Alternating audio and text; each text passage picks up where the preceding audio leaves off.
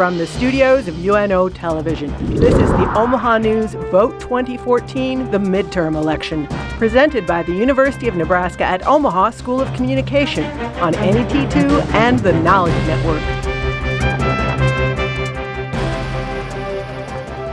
Good evening and welcome to our election night coverage. We're here for the next 3 hours to bring you coverage of the candidates and issues that Nebraska voters are still deciding. We have reports on those issues and will profile the candidates during the program. This is an important night for the Republican Party. It's looking to capture a majority of the seats in the U.S. Senate, which would give it control of both houses. We're going to keep you updated on that development as well. The polls in Nebraska have been open since 8 this morning, and they have almost an hour yet to go. Months of campaigning have led up to today's vote. Omaha News' Cody Tromler has been out today talking to voters and looking at how the election has gone so far. He joins us now live in the newsroom. Cody. Thank you, Kirby. While all midterm elections have lower turnouts, the 2014 election featured a variety of reasons for voters to hit the polls.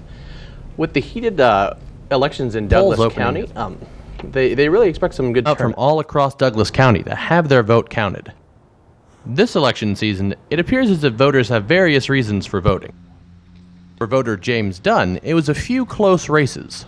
The governor race was fairly clear on there were certainly two different sides to it, and also the Matt Lathrop, John McAllister run.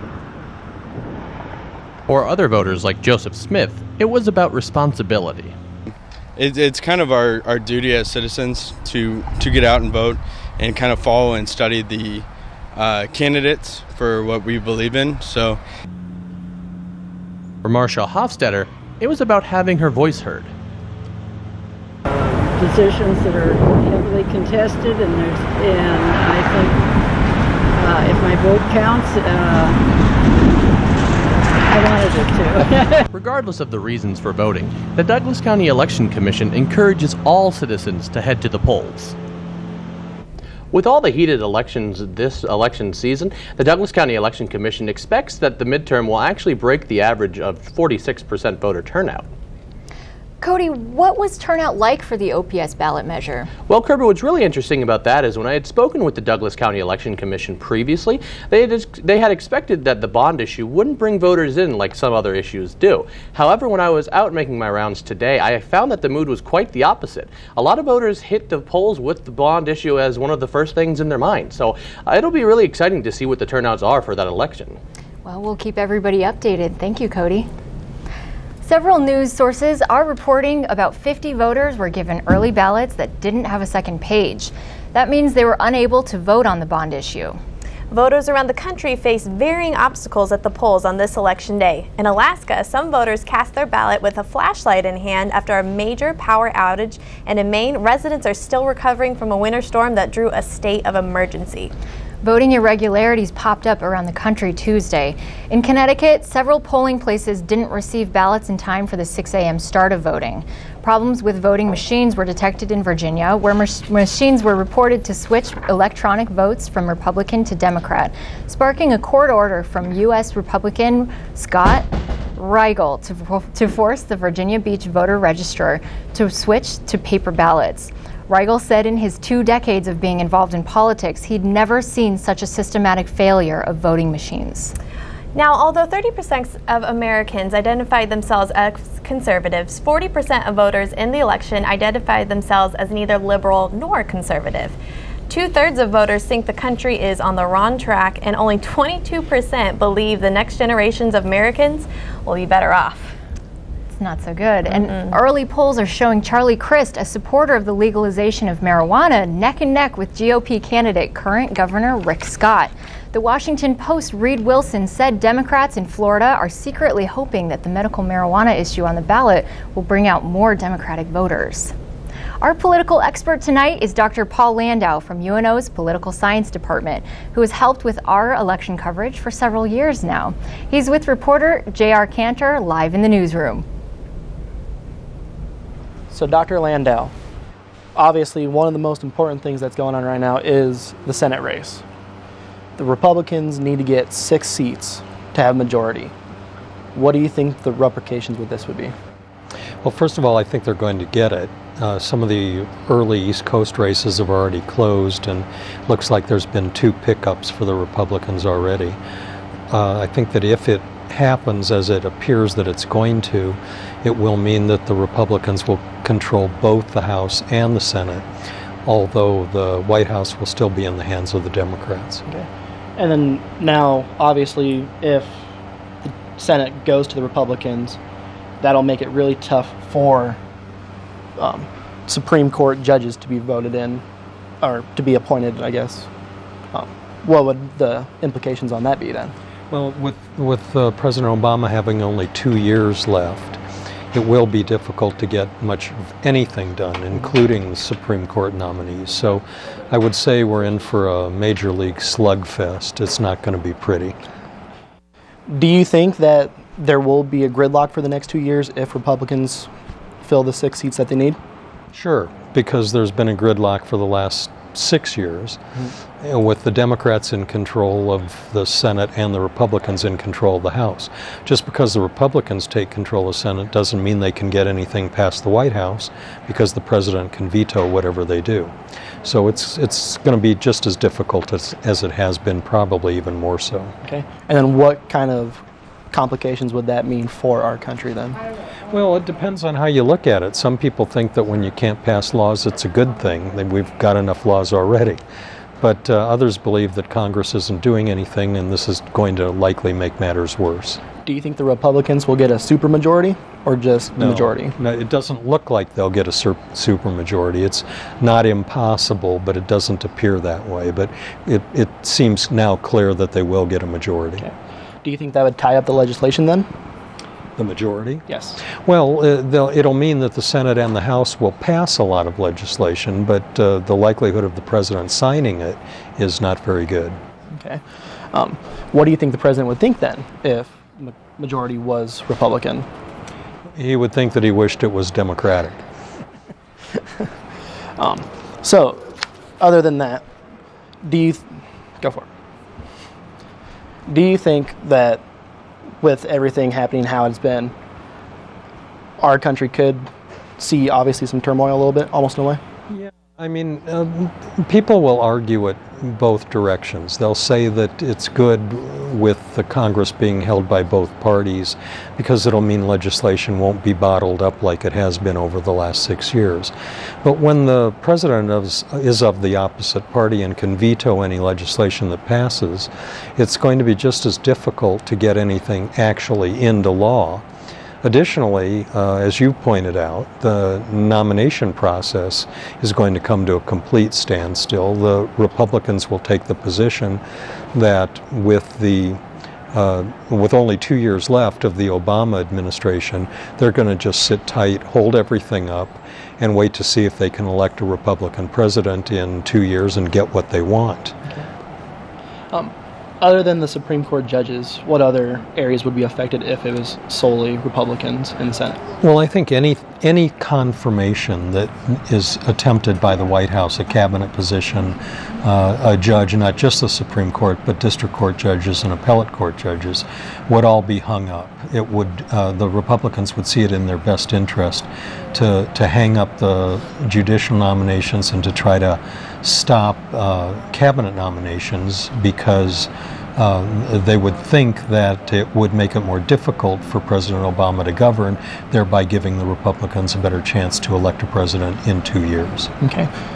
Obviously, that is 2 years into the future. Do you see the possibility of that happening strong? I mean, obviously, like I said, it's well in advance in the future. It's hard to know now. A lot depends on the next 2 years. But with the changing demographics in the United States, it becomes more and more difficult for Republicans to elect a president unless they change some of the core social and political philosophy that underlies their party. Social issues primarily, abortion, gay marriage, that sort of thing. So without doing that, they can't attract a broader, younger base of voters, and it's difficult for them to elect a president. On the other hand, it depends on what happens the next couple of years. If people are as sick of President Obama as they are right now, You could have a Republican elected president and have Republicans controlling both houses of Congress. Okay. Dr. Lano, thank you. Kirby, Beth, back to you guys. Thanks, JR. Let's describe what we have in store for you as far as coverage tonight. We'll bring you the results of the election of a new U.S. Senator from Nebraska. Senator Mike Johans is retiring after one term, and that leaves the race wide open. Ben Sasse is running as a Republican, and he faces Democrat Dave Domina. Sasse is waiting for the results in Lincoln, and Domina is in Omaha tonight. We'll have reporters at the election night headquarters of both candidates. That's right, Kirby. And there is also an open race for governor. Dave Heineman is term limited. Now, Pete Ricketts won the Republican primary, and he's running against Chuck Hasselbrook, who's our Democrat. We'll have reports from both campaign headquarters throughout the night. Ricketts is in Lincoln, and Chuck Hasselbrook is right here in Omaha. The tightest race this year is between incumbent Republican Congressman Lee Terry. He's running for his 9th term, and he's being challenged by Democrat Brad Ashford. Reporters are ready at both the Terry and Ashford campaign headquarters tonight, both in Omaha.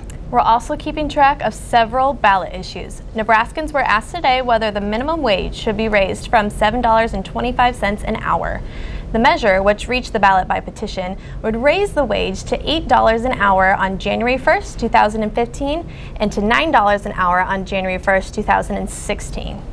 And there are 2 bond issues that we are following. Voters in the Omaha Public Schools District are being asked to approve a record-breaking $421 million issue, and voters in Elkhorn have to decide on a $63 million bond issue.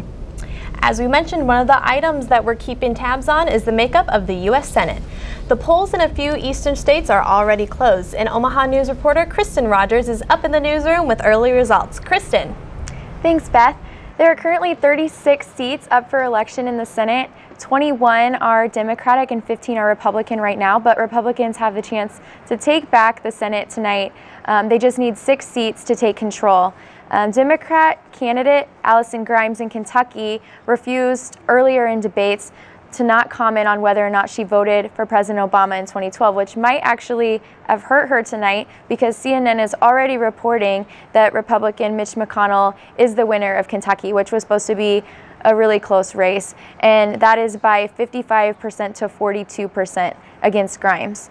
Kentucky also was one of the 10 closest states that combined Republicans spent $230 million on advertising, and that's against the Democrats spending $198 million on advertising. So that just shows you how bad the Republicans really wanted to take the Senate tonight. Thanks, Kirby. Thank you, Kristen. The Republicans already control the House of Representatives, but they're hoping to increase their margin. Adam Preister joins us now from the newsroom with an early look at those races. Adam. The race for the House seat representing Nebraska's 2nd District is expected to be very close today between incumbent Lee Terry and Brad Ashford. We'll be on top of that tonight and give updates throughout the broadcast on how that race might swing. In addition, we'll focus on a few critical races for other seats in the House. Depending on how these races turn out, the House could be more evenly divided than initially predicted. If that happens, efforts to pass legislation in the president's final 2 years could stall out, much like they have in the first 2 years of his 2nd term. It is also possible Republicans will make serious gains in Congress and be able to pass some items on their agenda. 17 seats held by Democrats recently are considered very much up for grabs, while only 6 Republican seats are said to be in danger. Polls in Iowa's 1st District indicate a tight race there. That's in northeast Iowa. Rod Bloom is the Republican challenger trying to defeat Pat Murphy.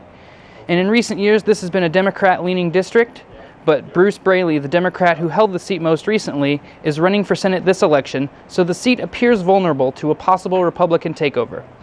Iowa's 3rd District is also hotly contested this season. That district includes Des Moines and is the most urbanized of all of Iowa's districts. Republican Tom Latham has retired from Congress, and the seat is being contested by David Young, the Republican, and Stacey Apple, the Democrat. Polls have shown leads for both candidates at different times, but most recently there has been a slight edge for Young. Thanks, Adam. Ever since presidential hopeful Howard Dean used the internet to raise huge amounts of cash in his primary drive back in 2008, candidates have had to pay attention to the new media of communication. That's right, and one part of the internet that's taking up a huge role is the ever larger expanding social media. The major campaigns track social media use, social media messages, and social media profiles.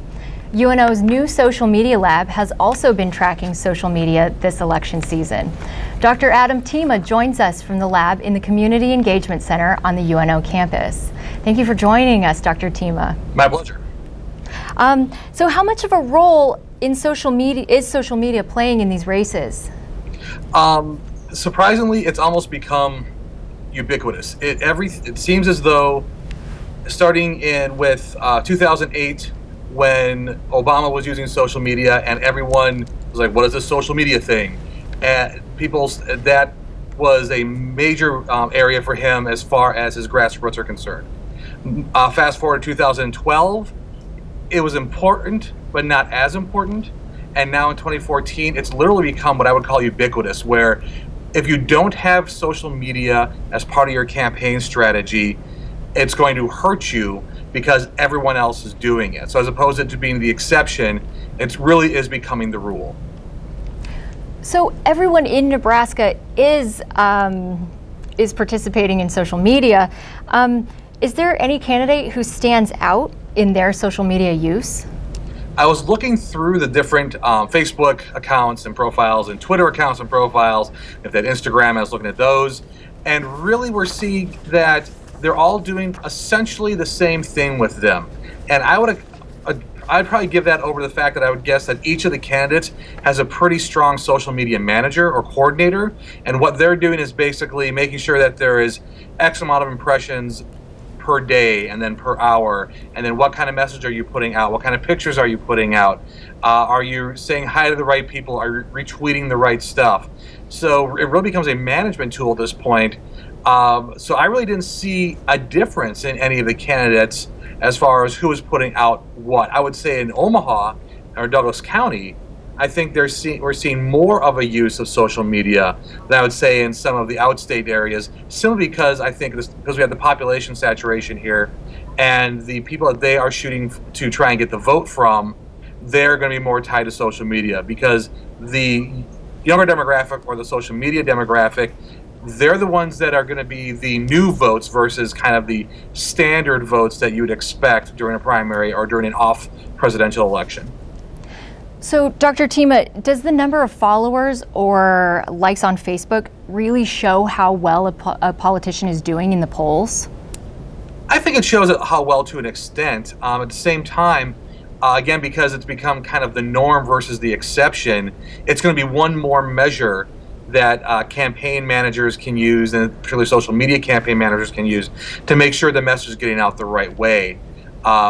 Because if you don't have enough likes, or you don't have enough retweets, or you don't have enough whatever the case may be, that I think is where you're going to see campaigns struggling. So rather than the campaigns being excited about X amount of followers, it's become status quo. So does it reflect the polls? Possibly, but I don't think it does as much as, say, 4 years ago or even 2 years ago it would have. Okay. Would you say that there's been one particular candidate or a few who haven't been as present in their social media presence, and has it hurt them? That it's hard to say at this point, because we can go in so far as to see how many tweets has Lee Terry put out, for example. We can tell you that. What we cannot tell you is looking at the data that those campaigns have, which is how do those impressions translate to votes. I think when we start seeing exit polls, we might be able to start seeing some correlation there. But right now, it's honestly too early to tell. All right. The favorite platform has been Twitter and Facebook. Yeah. Are candidates missing out on an opportunity to reach younger voters by not accepting other social media platforms? I think that in the 2016s, yes. In the 2014s, I would say Instagram, Vine, Snapchat, Tumblr, those are the types of social media that are being used by people who are essentially probably not voting yet or have just started voting. In 2 years, if candidates are not using those social media platforms, because the trend is now moving away from Facebook and Twitter, primarily because grandparents and parents are now using it, and moving towards these other ones, if candidates are not embracing those social media platforms, it will hurt them in 2016. Right now, probably not so much. In 2 years, I can almost guarantee it'll be a problem. That'll be really interesting to watch how social media evolves through the elections. Thank you, Dr. Tima. We'll check in with you throughout the evening. Sounds good. Thanks. Alrighty, when we return, we'll tell you about the ballot issues that Nebraska voters were asked about today. And we'll begin our profiles of the candidates for office, starting with the governor's race. Be sure to check out our website at theomahanews.com and follow us on Twitter at the Omaha News. Stay with us on NET2 and the Knowledge Network.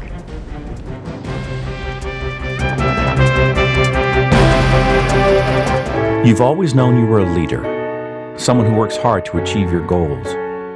You can see it. You can see your success in front of you. You pursue a college education for the old-fashioned reasons, to learn, to make yourself more valuable, to succeed. You need a place that celebrates your ambition and positions you alongside visionary people just like you. You, my friend, belong here, the University of Nebraska at Omaha.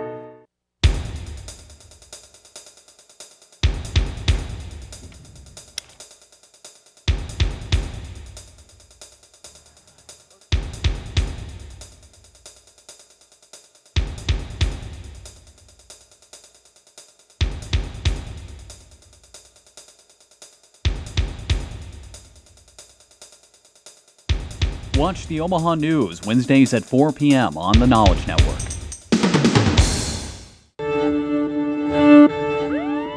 Something wasn't right. Were they lying to the public?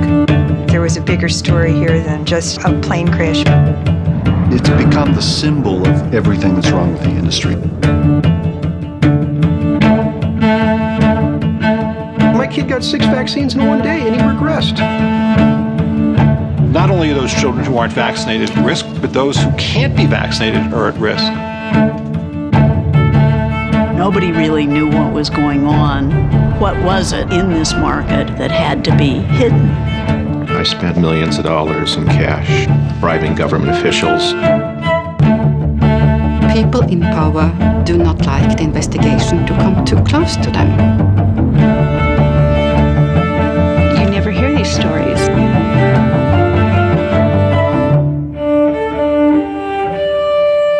Tuesdays on NET1. Welcome back to our election night coverage. We're keeping track of more than just our political offices. Nebraskans are also voting on several issues. Adam Preister is back to tell us about 2 of those issues. Take it away, Adam. Tonight, I'll be updating everyone on the ballot issues people are voting on. The measure to increase the minimum wage from $7.25 to $9 an hour is getting the most attention. Besides having a local impact, raising the minimum wage in Nebraska could have an impact nationally. 3 other states will be voting on an increase as well. If all those initiatives pass, then it could pressure the federal government to enact legislation that changes the national minimum wage, which is where Nebraska currently is at $7.25. Currently, the minimum is at $7.25 an hour.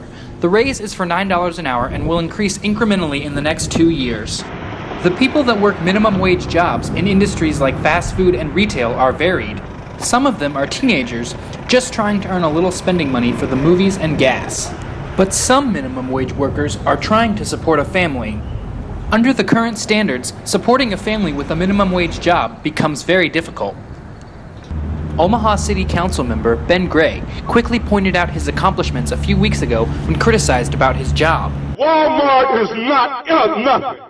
North Star is not nothing. 75 North is not nothing. Fair Deal Cafe is not nothing. But if those new jobs brought to the city are not enough to sustain a family, how much of a defense is that for the other criticisms the council faces? Raising the minimum wage seems like a simple solution to elevate these workers, but some citizens are not convinced. Companies that have thin profit margins, like mom and pop businesses and fast food restaurants, they have one of 2 choices. They can either raise their prices which would adversely impact consumers because we'd have to pay more for the goods and services provided by them, or else they're going to have to cut their labor costs. State Senator Jeremy Nordquist is backing the initiative, hoping that Nebraska's economy can grow as families have to rely less on the government. Just this year, 13 states raised the minimum wage, and they outpaced the states that didn't. And the state in the country with the highest minimum wage in the country right now, Washington State, has the best small business job growth in the country. So it's been shown to be an economic boost, and we think it'll be the same here in Nebraska. In order to remain competitive for new businesses considering where they might move, Nebraska voters may need to seriously consider how the vote will impact our economic future. The minimum wage issue is the only statewide ballot initiative. In Omaha, voters in the Omaha Public Schools District are facing a request to sell bonds totaling more than $400 million. OPS says the money is badly needed. In order to pass the measure, these parents and volunteers are rallying citizens and getting the word out about the benefits of improving Omaha schools. The Bond and Beyond, United for OPS, is holding community forums all the way up until the election with school board members present to answer questions about the proposal. The proposed bond for $421 million will be used to renovate current buildings, construct new ones, and invest in current technologies for classrooms. Student safety is also a priority, and part of the construction will be for creating shelter buildings as necessary in the event of emergencies. To empower these students in OPS, we need to invest in the buildings so that the way all of them are on par with each other as far as safety, technology, fire safety. But Nebraska Taxpayers for Freedom says the cost outweighs the benefits for those without kids in OPS. Bond supporters say improving schools can benefit everyone, though. The biggest thing is it's an investment in our community. There's no reason why a community this rich with culture, with population, employment, should have schools that are under par. If Omaha is to continue growing, the money will have to come from somewhere to support new buildings. We have the need for growth, and we know that we currently have 2,200 high school students in West Omaha, a significant number of high school students in South Omaha, and 1,800 elementary students in South Omaha that we don't have permanent space for in buildings. The two biggest needs the OPS board has identified are for 2 new elementary schools in South Omaha and 2 new high schools in South Omaha and West Omaha.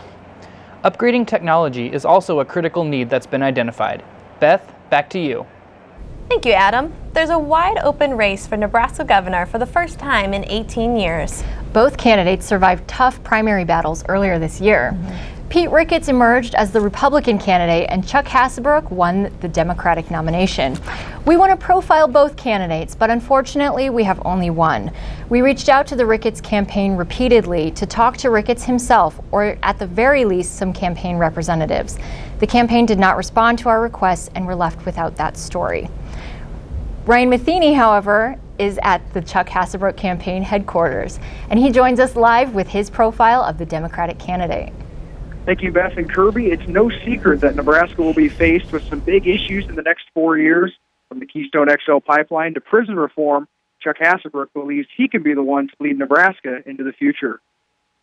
After serving 18 years on the Nebraska Board of Regents, Chuck Hasselbrook wants to make education a priority in the state capitol. My life has been about trying to build a better future in our state, and running for governor gives me a chance to do more. That's why I'm running. The Platte Center native and current Lyons resident has spent his entire career working for the Center for Rural Affairs, advocating for farmers, new businesses, and rural communities. With all of his experience in economics and education, Hasselbrook says the key to Nebraska's economic future starts with a good educational base. The most important thing that we can do to keep our economy strong is to build in our state an education system that is second to none at preparing Nebraskans to succeed. La Vista City Councilman Kelly Sell says it's experience that makes Hasselbrook a strong candidate for governor. I think he understands Nebraska, especially rural Nebraska, and I think that makes him a strong candidate. Another area that could add to the job market in Nebraska is wind energy. Hasselbrook says this resource remains untapped throughout the state. We have the third greatest potential to generate electricity from wind of any state in the Union. We're kind of like the Saudi Arabia of wind. But yet, if you get in your car in the Front Range of the Rocky Mountains and drive across Colorado and our state in Iowa, the place you'll see the fewest wind turbines is the state with the best wind. With economic, educational, and environmental issues poised to come up in the next few years, Sell encourages all Nebraskans to go out and exercise their right to vote. I think it's very important that people come out and vote, especially with the choices faced right now, because we don't want to end up like Kansas is right now, and that's a wreck. And just from what I'm hearing from the other side on the governor's race, that seems to be the formula they want to follow as well. Hasbrook campaign has made their headquarters for election night at the Ramada Inn here on 72nd Grover in Omaha. I'll have reports here throughout the evening as our coverage of the midterm elections continues on Vote 2014. Reporting from the Chuck Hasbrook campaign headquarters for the Omaha News, I'm Ryan Matheny. I'll throw it back now to the studio with Kirby. Thanks, Ryan. Electing a Democratic governor is not unknown in Nebraska. The last Democrat to hold job here was Ben Nelson. J.R. Cantor and our political expert, Dr. Paul Landau, are back to talk about this race. J.R.? So, Paul, which of these two candidates between Hasbrook and Ricketts has actually displayed themselves the best for this position? Well, they both run a really good campaign, and they were both experienced at politics and in Nebraska life. Mr. Hasbrook was a Board of Regents member for a long time. Mr. Ricketts, a businessman. And they both acquitted themselves very well. But in politics, money is really important. And as you could see, Mr. Ricketts had a lot more money than Mr. Hasbrook did, and consequently ran a lot more ads, had a more professional looking campaign, more consultants, slicker, and for that reason it comes off pretty well. Money doesn't guarantee that you win in politics, but a lack of money guarantees you lose. So do you think that Pete Ricketts, with him coming from a wealthy family, had kind of an advantage to this then? Yes. Okay. Wealthy people that can put money in, self-funding as they call it, can self-fund their campaign. They always have an advantage. There's just no question about it. Okay. But do you feel that that also kind of pushed some voters away from Ricketts? Because with Hasbrook, he called himself the average man. Do you think that they could relate more to him than Pete Ricketts then? Well, I think that's a good ploy, and it's used by Democrats regularly. And in the case of Hasbrook Ricketts, it worked pretty well because Ricketts is uncommonly wealthy. But the bottom line here is the obvious one, which is you have to get elected. And the person that gets elected is the person that has more votes than the other one. And in the end, if you don't have more votes, it doesn't really matter how people related to you or how good a campaign you ran. So that's what we're looking at here. I think that Mr. Hasbrook ran a good campaign. He acquitted himself well, but in the end it was difficult for him to stand up to all of the money that the Ricketts campaign had. Okay. Both candidates say that they want to have tax breaks and tax credits. Do you feel that this is something that they could actually do, or is it just a smokescreen for them to say, hey, I want your vote? Yeah, that's an interesting question, and it's always the key question. Politicians make a lot of promises, and in political science we always try to figure out what campaign promises have to do with the reality after being elected. There are many things that politicians say. For example, I heard a U.S. Senate candidate say that she was going to make job creation her number one priority. Well, the fact of the matter is a senator can't create jobs, so you kind of wonder what she's talking about. In the case of the gubernatorial race and the tax incentives or increases or decreases, it's not a job that they can do alone. They have to have the unicameral. In order to cut taxes, the unicameral has to go along, and sometimes that's not so easy for a governor to do. Okay. Dr. Landau, thank you. Kirby, Beth, back to you two. Thank you, JR. We're about 25 minutes away from the polls closing in Nebraska, so make sure you guys get out there and vote. Still to come in our first hour, profiles of the candidates in the Senate and 2nd Congressional District races. This is Vote 2014, the midterm elections on NET2 and the Knowledge Network.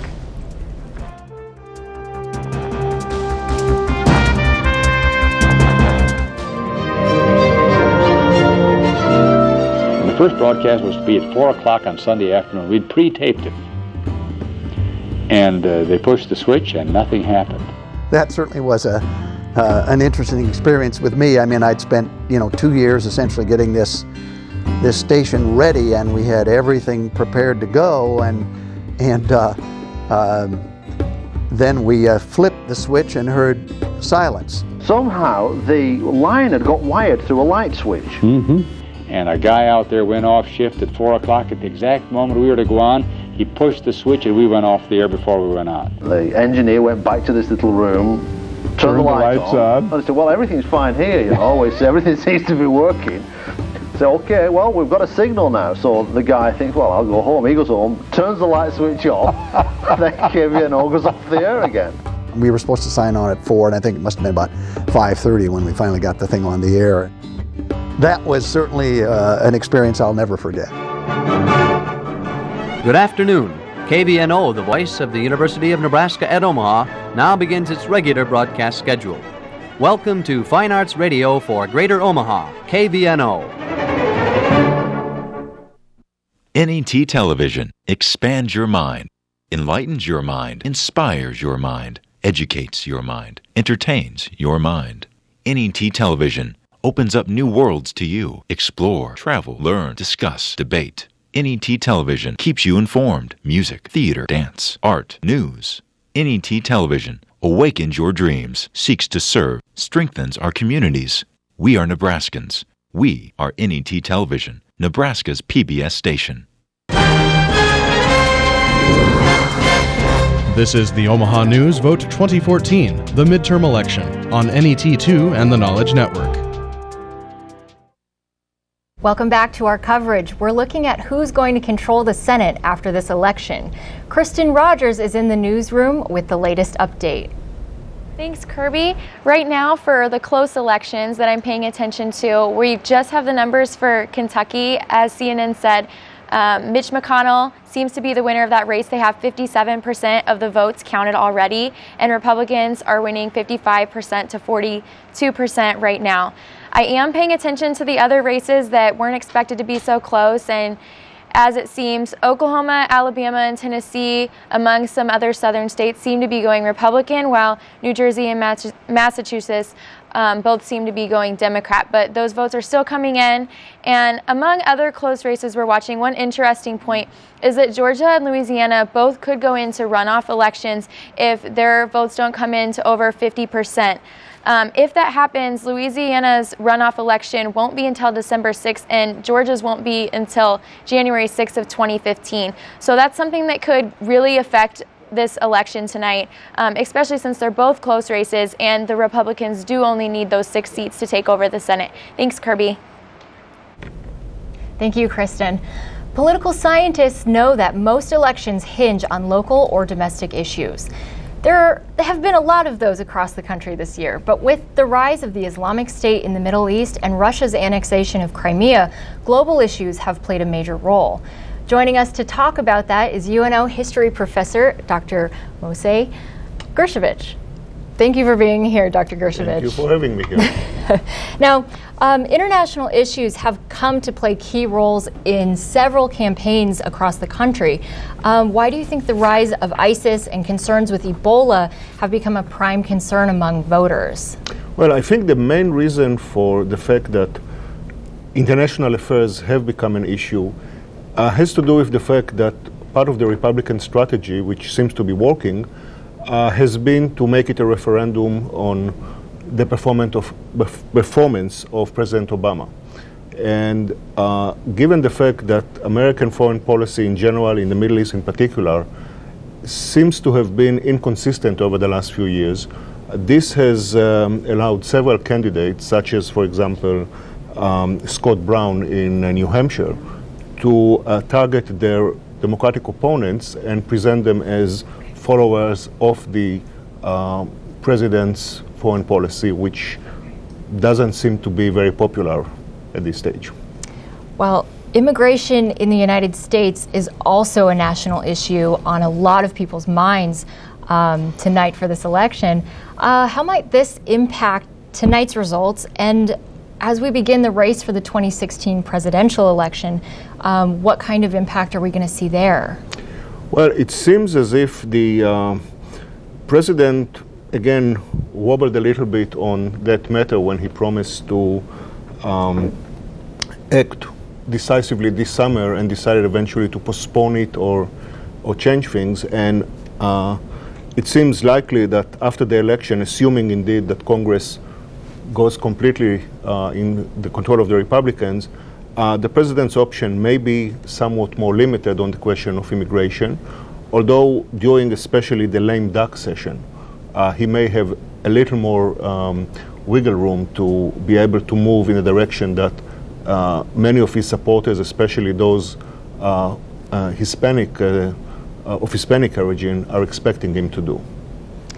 So while these issues are at the forefront of current events, the longstanding international question about peace in the Middle East between Israel and its neighbors has been pushed to the back burner. How might this issue resurface in the eyes of the voters as we approach 2016? Well, it's not a secret that U.S.-Israeli relations, or maybe I should say the personal relationship between the president and the administration around him and Israeli government and Prime Minister Netanyahu are at perhaps an all-time low, but have been for a while. And in that sense, I don't think it will change much, other than, of course, the fact that Congress, that seems to be very supportive of Israeli policies in general, is likely to be even more so.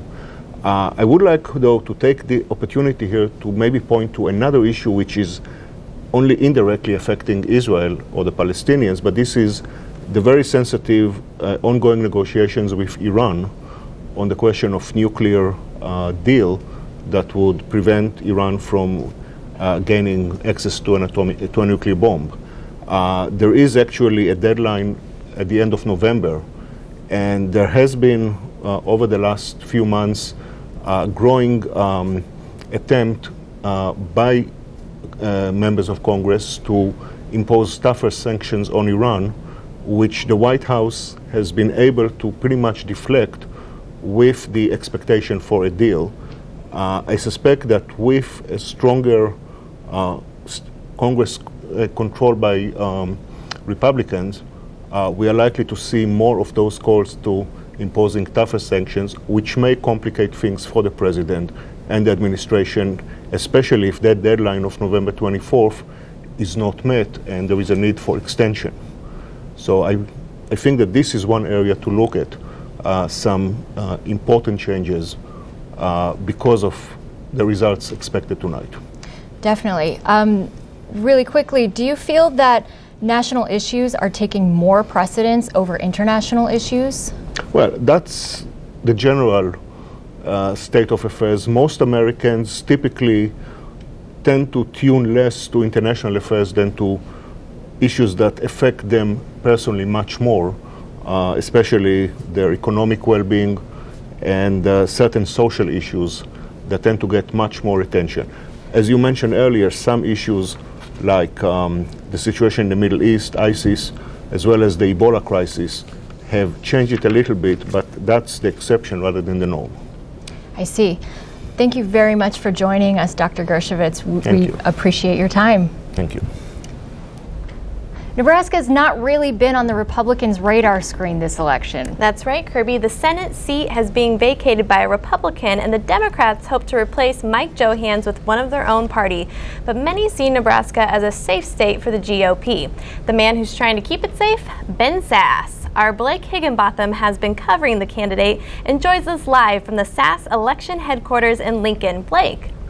Hey, guys.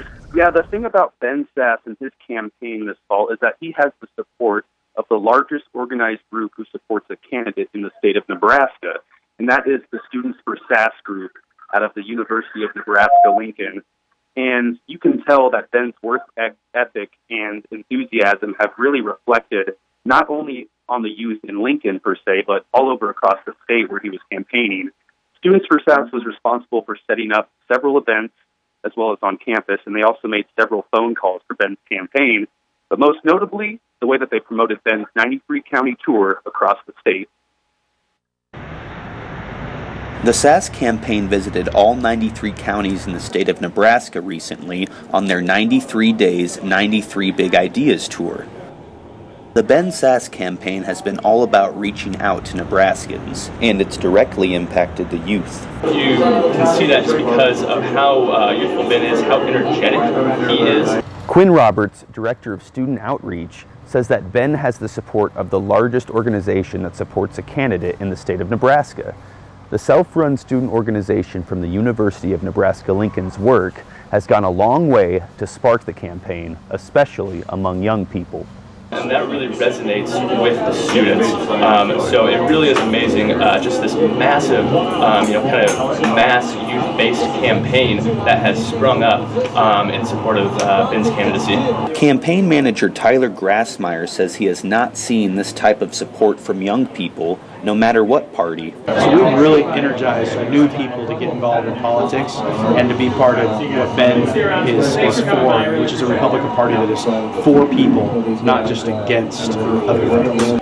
Above all, Grassmeyer is happy to see so much political involvement among students. Just get involved.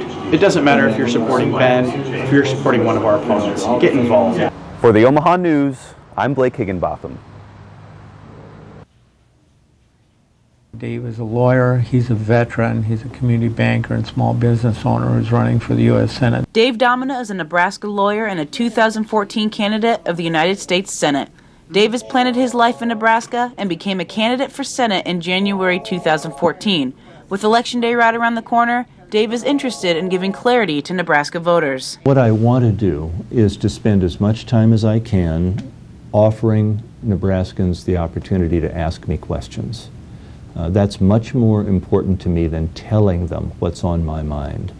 Dave Domina is fighting on issues such as defending the Constitution, equal rights, and creating opportunities for all, to name a few.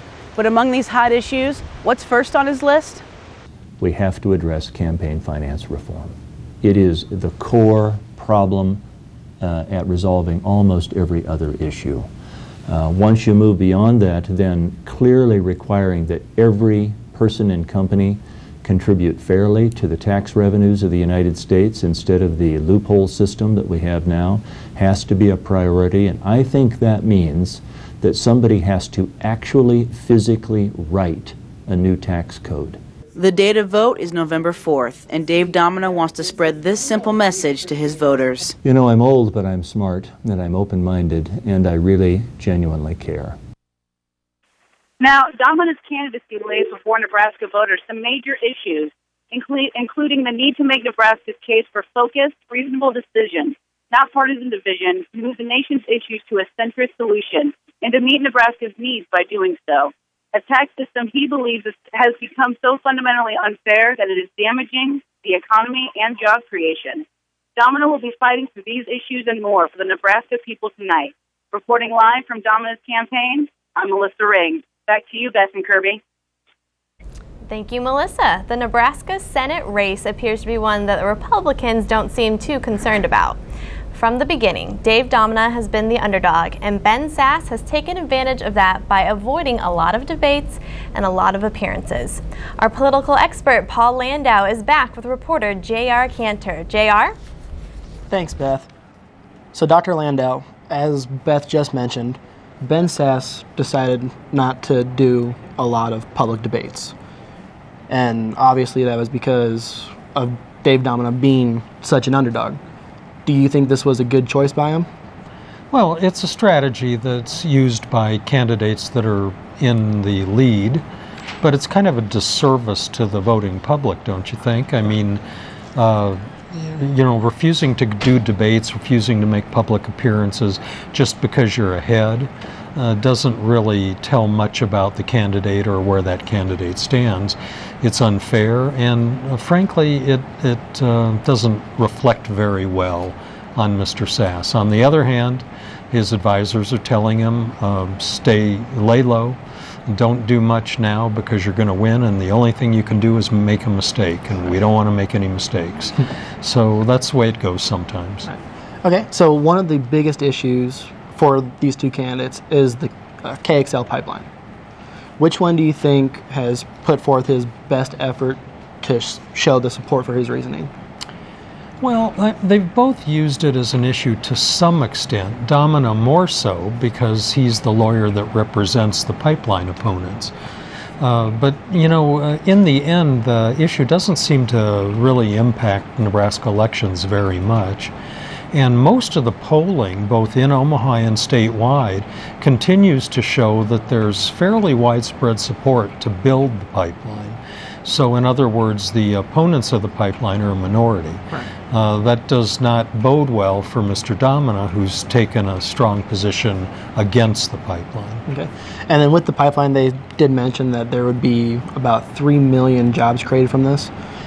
Ben Sass said that he was for that, giving Nebraskans jobs, but then he was also for renewable energy, renewable resources. And that was Dave Domina's biggest shtick, as opposed to saying we need the pipeline. Do you feel that either one, like that would be a good alternative source? Well, look, I mean, we don't have alternative sources at this point, so we're dependent on oil, whether we like it or not. You can take a position saying how bad it is to be dependent on foreign oil, but we have no choice. Yeah. So the reality of it is the pipeline is going to supply a large amount of domestic demand. They estimate that there's enough reserves in Canada to last the United States for around 30 years. So this is going to happen. The only question is when. Okay, and then both Sass and Domina feel that there should be a tax reform, but obviously each one has their own different views on that. Do you have any idea on what their plans are? I have no idea what their plans are, but again, they're vying to be a legislator, so they will be one of 100 and then one of the entire Congress, because the House has to deal with it as well. So it's not a matter of them going in and doing what they want, getting what they want. It's a matter of them working with many others, compromising, and trying to be part of formulating a policy. We'll see how that goes. Okay. Thank you, Dr. Landau. Kirby, Beth, back to you two. Thanks, JR. Coming up after the break, we'll update the national election news. And we'll profile the candidates in the state's closest race, the contest between 2nd District Congressman Lee Terry and his challenger, Democrat Brad Ashford. Stay with us.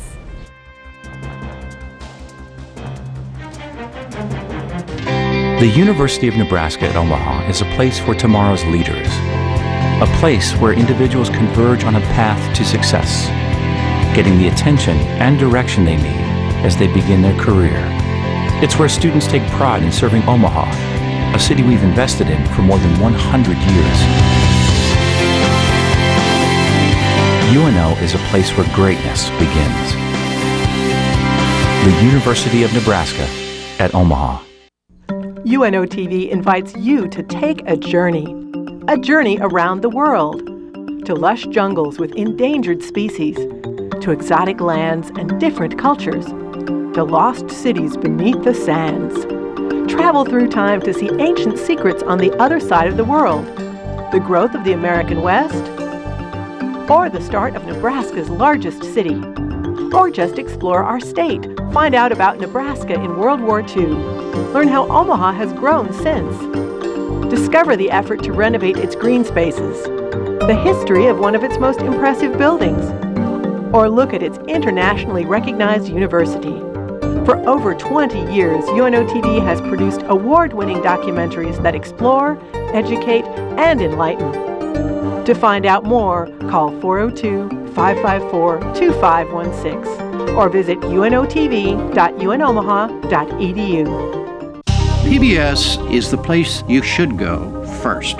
There are no advertisers to be satisfied, only an audience to be satisfied. We take our responsibility as journalists very seriously. We are constantly thinking about our viewers and what they care about. We want to let you know what the information is, and then you decide what you want to think. At the News Hour, we are after the facts and only the facts.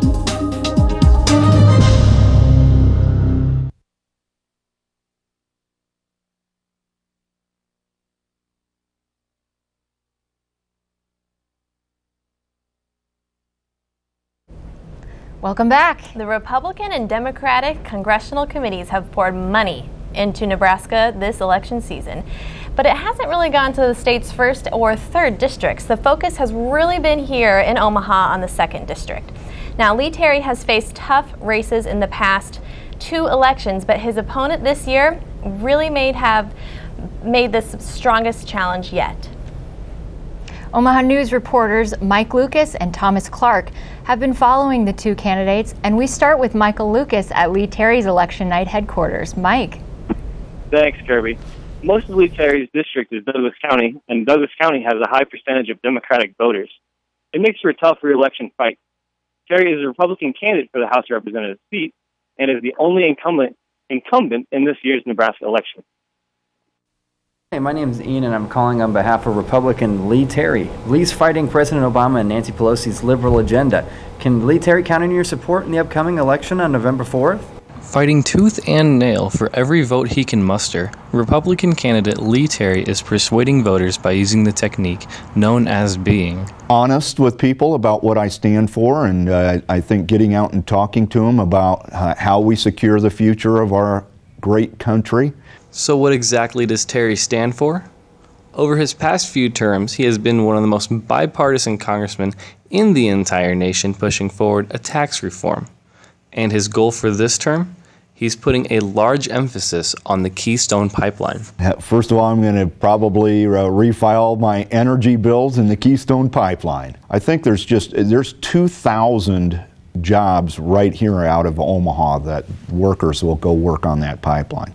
They're going to use every laborer they can find, but you know, it's truck drivers, it's machine operators, it's welders. There's so many tradespeople that are involved in this, just dozens, and they need hundreds and thousands of them. Terry went on to explain that he is a regular person.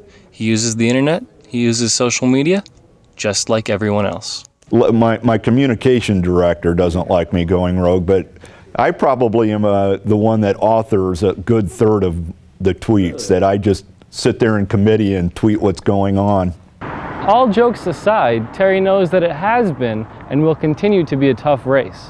It will be a close race, it always is. It's just the nature of this district. It's a classic swing district, and what it means is you just got to work your rear off. Well, thank you for your time, and if you want any more information, you can visit leeterry.com. And now, Omaha News reporter Thomas Clark has a profile on Lee Terry's opponent, Brad Ashford. Because if we don't fix Congress, their future becomes less and less compelling. Brad Ashford was born in Omaha, Nebraska, and attended Westside High School. After that, he went to Colgate University and graduated from Creighton University in 1974 with a degree in law. After graduation, he worked as an attorney for the General Counsel's office in Washington, D.C., but returned to Omaha and joined the law firm Bradford and Conan. Brad Ashford was first elected in 1986 to the nonpartisan Nebraska unicameral and served for a total of 16 years. Everything we do is about kids and about the future, and what we're trying to talk about is that government is, if government doesn't work well and Congress is broken, then the things that kids need as they get into their careers and just won't be there for them. And he wants to fix Congress's image. It's very important that we fix Congress so that, first of all, so young people have faith in government, because right now they don't, so that has to change. For the last 8 years, Ashford has worked as chairman for the Legislative Judicial Committee. While he was there, he made reforms to truancy laws and juvenile justice. Juvenile justice is a big deal. I think we hopefully will change the lives of many people and many young people and families, and I think that's number one. Ashford has hopes that he will have a chance to do things the way they were done 25 years ago. Government has to work together to make things happen, and otherwise, how can we expect kids to pick up the slack? With the election on November 4th, this is expected to be a close race. And we will continue to battle on.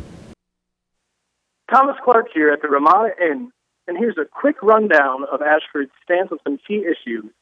Brad Ashford is pro-life. He supports the Keystone Pipeline. He supports the repeal of the 2010 Affordable Care Act, supports federal regulation on greenhouse gases, and supports same-sex marriage. On the other side, he opposes the legalization of marijuana and opposes the employer mandate in small businesses. For the Omaha News, this has been Thomas Clark. Back to you, Kirby. Thanks, Thomas. Once more up to the newsroom with J.R. Cantor and our political expert, Dr. Paul Landau, to talk about this race, which may make some history tonight. J.R.? Thanks, Kirby. So, Dr. Landau, both of these parties over the past 2 weeks have been clawing at each other with political ads. Which one do you think has had the biggest impact? Well, it's been a rough campaign, no two ways about it. They're saying one of the toughest in the country, and in particular, some of the Lee Terry ads against Ashford were really nasty and kind of famous around the country. So it's been interesting, let's put it that way. I think in terms of the effect that the ads have had, they originally took a toll on Ashford, no doubt about it. But I think as they continued to run and run and run, they started causing some backlash against Congressman Terry. And I think we're probably going to see that backlash reflected in the vote tonight. Okay. So then that kind of ties into the next question I was going to ask you. So Lee Terry did not get endorsed by the Omaha World Herald, but surprisingly he got endorsed by Nico Jenkins. How do you think this affected his campaign? Well, I don't know if Nico shooting his mouth off had much impact one way or the other, but the problem there was the ads themselves and how people reacted to the ads. And you know, in these elections, you're appealing to that small percentage of people in the middle that haven't made up their mind yet. And they were not looking favorably on these ads. They thought they were too nasty, too difficult, and frankly, in a lot of cases, not very factual. Okay. So with switching from Terry to Ashford, do you think Brad Ashford's indecisiveness on which political party, since he had started out as Democrat, or started out as Republican, sorry, then went independent and now running Democrat, do you think that threw up a potential red flag for voters? Yeah, I'm not sure it did. I think the reason is because people are kind of sick of political parties and sick of the partisan bickering that they seem to bring. And I think to a large extent people don't much care what Brad Ashford's party is, and I'm not sure a lot of them know about it. I think there's just a lot of Lee Terry fatigue. Again, we'll see the outcome of the election, but there's a large amount of Republicans that are more than willing to tell you that they're going to vote for Brad Ashford. That's pretty unusual. Okay, thank you, Dr. Landau. Kirby, Beth? Thanks, JR. Dr. Barbara Pickering is here, and she's a professor right here at the UNO School of Communication. She specializes in gender and political communication. Dr. Pickering, thank you so much for being here today. You're welcome. All right, let's get started. Now, first, can you tell me, why do you think that there is a lack of female representation right here in Nebraska? Well, if you look at the representation of women nationally, there are not a lot of women in elected office, and that has been, a long-standing trend, partially because the party bosses in years past were largely responsible for choosing political candidates. You also find that with women, they have not been recruited to be candidates in a lot of races, and so you're starting to see that change a little bit as more and more women get interested and are recruited to be part of the political process. I think also the media coverage makes a difference in discouraging women from wanting to participate. The sort of coverage, if you think back to Hillary Clinton and Sarah Palin, the kinds of negative commentary coming at both of them really is the sort of thing that discourages women from wanting to run. Do you feel that the media is more critical of women than they are men? They're critical in a different way. Okay. What they're critical of with women has to do with things related to their appearance or related to their personal lives. And that was true of Hillary Clinton and Sarah Palin. And so that sort of criticism puts women in a difficult position, because then when women are trying to be strong candidates, they're forced to face what's called a double bind. They're either considered weak or they're overly aggressive, and that's not a negative, or that's not a positive thing either. Right. Let's move right along to health care. What have certain candidates been saying about women's health care and reproductive rights and the government's involvement? Well, you've had a lot of things going on in the last 8 years of campaigns that have to do with reproductive rights. Obviously, Obamacare triggered a lot of things related to reproductive rights, women's health care, and what has happened is at the national level, candidates have started using Obamacare as a means to restrict various different access to contraceptives or abortion, some of those things. But you're also seeing at the state level the sorts of laws that are being put on the books by state legislators that have to do with health care. Things that restrict access to abortion, that will prevent women from obtaining an abortion without a 48-hour or 72-hour waiting period. And so those sorts of things have been means for the more conservative candidates to restrict the kind of access that women tend to believe is important for their health care. Now let's talk about minimum wage. That's also on the ballot tonight for Nebraska. What do you think minimum wage, if it increases, what does that mean for women in Nebraska? Well, there are some statistics that talk about women being among the most affected by the minimum wage regulations currently. And so it's a sort of thing that it's not going to create a situation where anyone gets rich, but it would provide an opportunity for women to seek jobs that pay minimum wage, help them establish themselves, and you know, there's competing arguments about whether or not it would be beneficial. But a lot of the research from economists seem to suggest that it would affect women in a positive way, in the same way that it would men. But when you have women who are single parents and trying to raise families, that makes it more complicated. Right.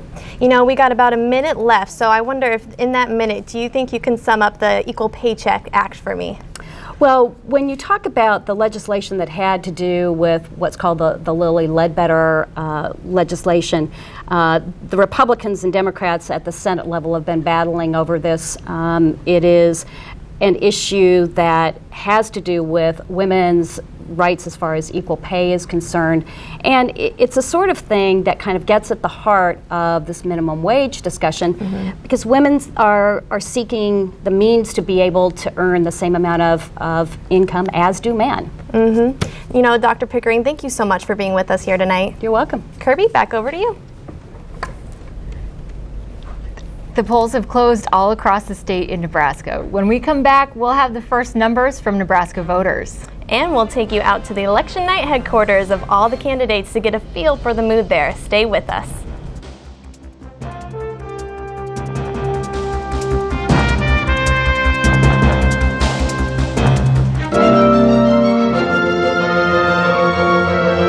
KVNO was in a really interesting place. This Victorian mansion near UNO. 3 floors. The studios were on the 3rd floor. Bedrooms and bathrooms. So we had a challenge, but we ultimately ended up with an on-air studio. We soundproofed it with carpet, and actually I think it sounded really warm, very radio friendly. There were also rumors that the 3rd floor was haunted. Those were the maids' chambers, as we were told. Well, I had a sink in the office and leaded glass windows which looked out on the stable house in the back. One colleague talking about having the window open one day, a warm spring or fall day, and a squirrel jumping through the window onto a turntable. It was a great place, a great ambiance for a fine arts station. It definitely had a charm to it.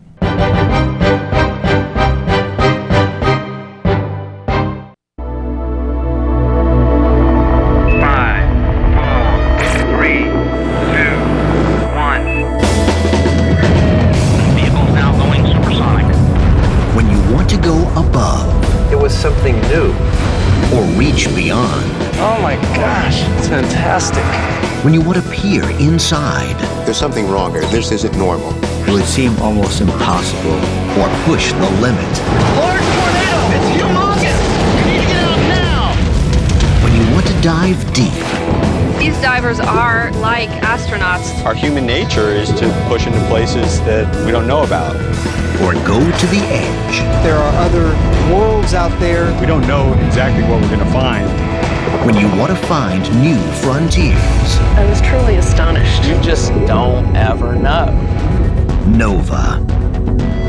Wednesdays on NET1. This is the Omaha News Vote 2014, the midterm election, presented by the University of Nebraska at Omaha School of Communication. Welcome back, and thank you for joining us tonight for our election night coverage. We're reporting on all the Nebraska statewide races and keeping an eye on how the Republicans and Democrats are doing in the contest to control the U.S. Senate. Let's go up to the newsroom where Omaha News reporter Kristen Rogers has the latest numbers on those Senate races. Kristen. Thanks, Beth. Right now, beginning with Kansas, because it's so close, it's 48% to 48%, and they only have 9% of their votes in, so they're still counting a lot. But it is an insanely close race, and it's so interesting because Kansas actually doesn't have a Democratic candidate on the ballot. Chad Taylor was removed, so Greg Orman, an independent, is neck and neck with Pat Roberts, a Republican, and Kansas has not voted against a Republican in the Senate in over 80 years. So this would be huge if Orman won, and if he did, he would have to choose whether or not he would support the Democrats or the Republicans in this race. On to Arkansas. Tom Cotton's lead over Mark Pryor has been growing over the last month, and Arkansas is usually a red state, but right now, actually, with only 10% of the votes in, Pryor is winning 51% to 46%. In Georgia, only 19% of the votes are counted, but so far, Republican winning 60% to 38%. So it doesn't seem like right now like they'll be using that runoff I mentioned earlier, but you never know, only 19% are counted. And then in North Carolina, it's insanely close too. Democrat Hagan only winning 52% to 45%. So polls are closing soon in other key states. We'll know whether or not it's going to be more Democrat or Republican very soon here. A lot of polls close at 8 o'clock, and we're waiting to see those results. Thanks. Back to you. So, Kristen, can you tell us, it looks like the GOP is only 4 seats away from gaining the Senate majority. Is this a big surprise? Honestly, I'm not surprised. All the research I've done and all the polls that I've seen kind of thought that the Republicans would take over the Senate race this time, but it is going to be close. I don't think it's going to be a landslide by any means, but I do think that the Republicans will take care of the 6 seats tonight. Excellent. Thanks, Kristen. In the U.S. House, there's not quite so much tension. The House has been controlled by Republicans through several election cycles, and that's not going to change tonight. There is, however, the question of how big the Republican majority is going to be, and our Adam Preister is in the newsroom tracking those numbers. Adam, what's going on? Well, for our report, we've got a few close races to talk about. In Georgia's 12th district, we have 19% of the vote has come in, and so far it's leaning towards the Republican, which is Allen. He's got 62% over the Democrat, who has 38% there. That's Barrow. And in New Hampshire, the 1st district, we've got 23% of the votes counted, and it's a dead heat at 50-50 between Shea Porter and Uinta. And Kentucky's 6th district, we have 94% already reported, and it looks like we can call that one for the Republicans. That's Barr. He's got 60% over 40%, who is the Democrat Jensen. And in Florida's 2nd district, we have 75% votes counted so far, and it's pretty close there too, 52 to 48 in favor of the Democrat Graham over Sutherland, the Republican.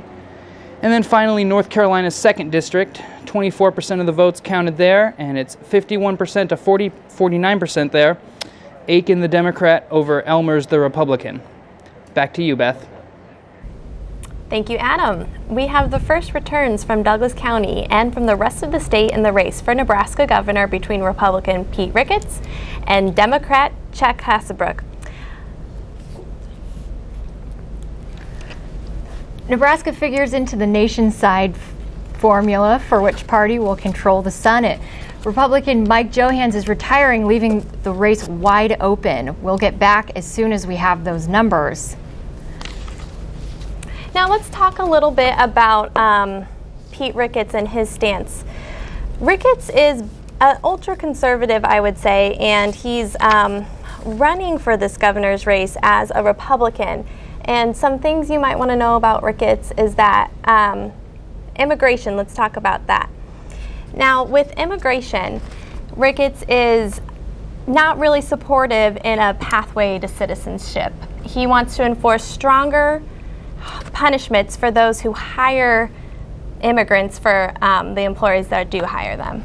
That's right. On the flip side, Chuck Hasselbrook really supports the Dreamer Law, which would make the children of illegal immigrants able to, really not penalize them for being the children of illegal immigrants, and it would enable them to be eligible for a driver's license after when they become of eligible age. What else? You know what? We're going to go ahead and head over to Pete Ricketts' headquarters that's in Lincoln, and we're going to throw it to our Omaha News reporter, Emily Masters. Emily, are you there? Yeah, I'm here. Right at the moment, we got a lot of commotion going on over at the campaign. A lot of numbers are coming in for different races. There's a lot of excitement going on right now at the headquarters.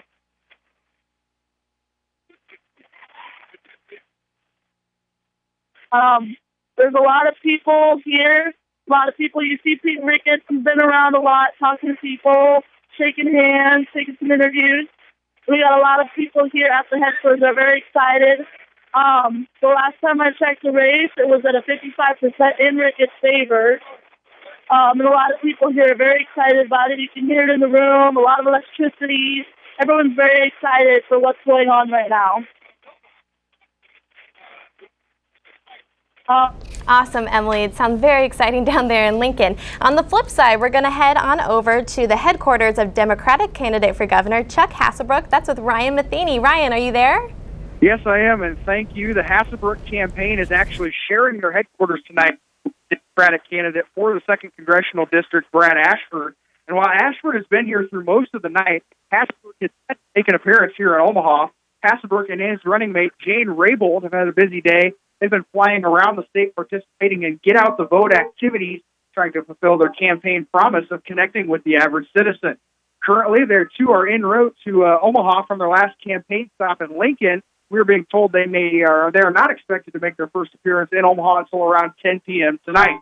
Right now, the ballroom here at the Ramada Inn filling up with many Democratic Party supporters in attendance. And I spoke with Hasselbrook's communications director, Meg Mandy, earlier this evening. She says the campaign remains fairly confident after they were spending the entire day going and gauging Election Day turnout. I'll have another report here from the Chuck Hasselbrook campaign later on this hour. Reporting from the Hasselbrook Election Night headquarters for the Omaha News, I'm Ryan Matheny. Back to you, Beth. All right, thank you, Ryan. If any place is going to be tense tonight, it's going to be Election Night headquarters with Lee Terry and Brad Ashford, right, Kirby? Oh, that's right. It's the closest race. It is the closest. It's super close. And we're going to go ahead and throw it to Omaha News reporter Mike Lucas. He's at the Lee Terry headquarters in Essex Court, and he's joining us live. Mike, are you there? Yeah. Hi, guys.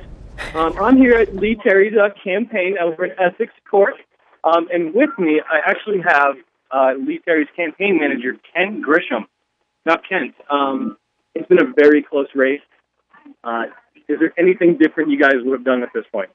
Oh, gosh. I really don't think so. We're very, very proud of our campaign. We did, of course, hear from a lot of people who were concerned about the negative ads that ran from third parties that were not our ads to control. Would we have wanted to see that go differently? Sure. But otherwise, with our campaign, with the things that we've done, we're very proud of it, and I think the results are coming in exactly the way we hoped. And really, when we look at things like the turnout, we know that the Douglas County turnout numbers, especially in the western part and the Republican strongholds out there, it's going great. And we know that the turnout in Sarpent County is great.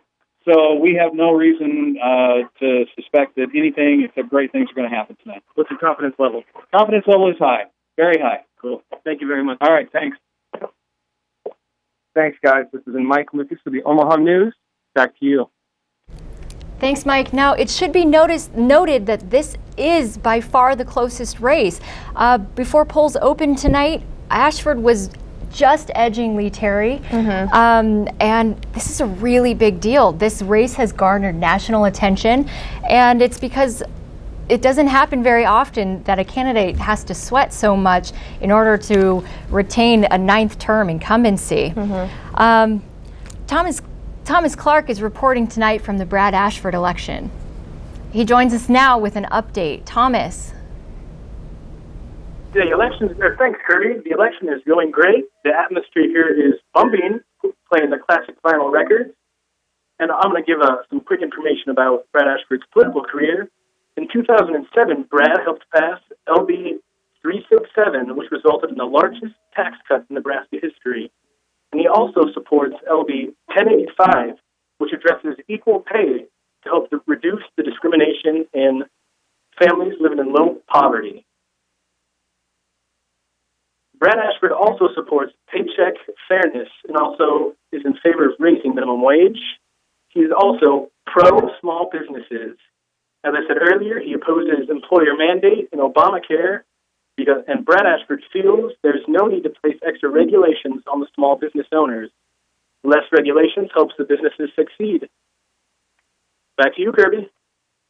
Thomas, now we're curious, you've told us what platforms he's been running on, but what would be the first change that he would want to make if he made it into Congress?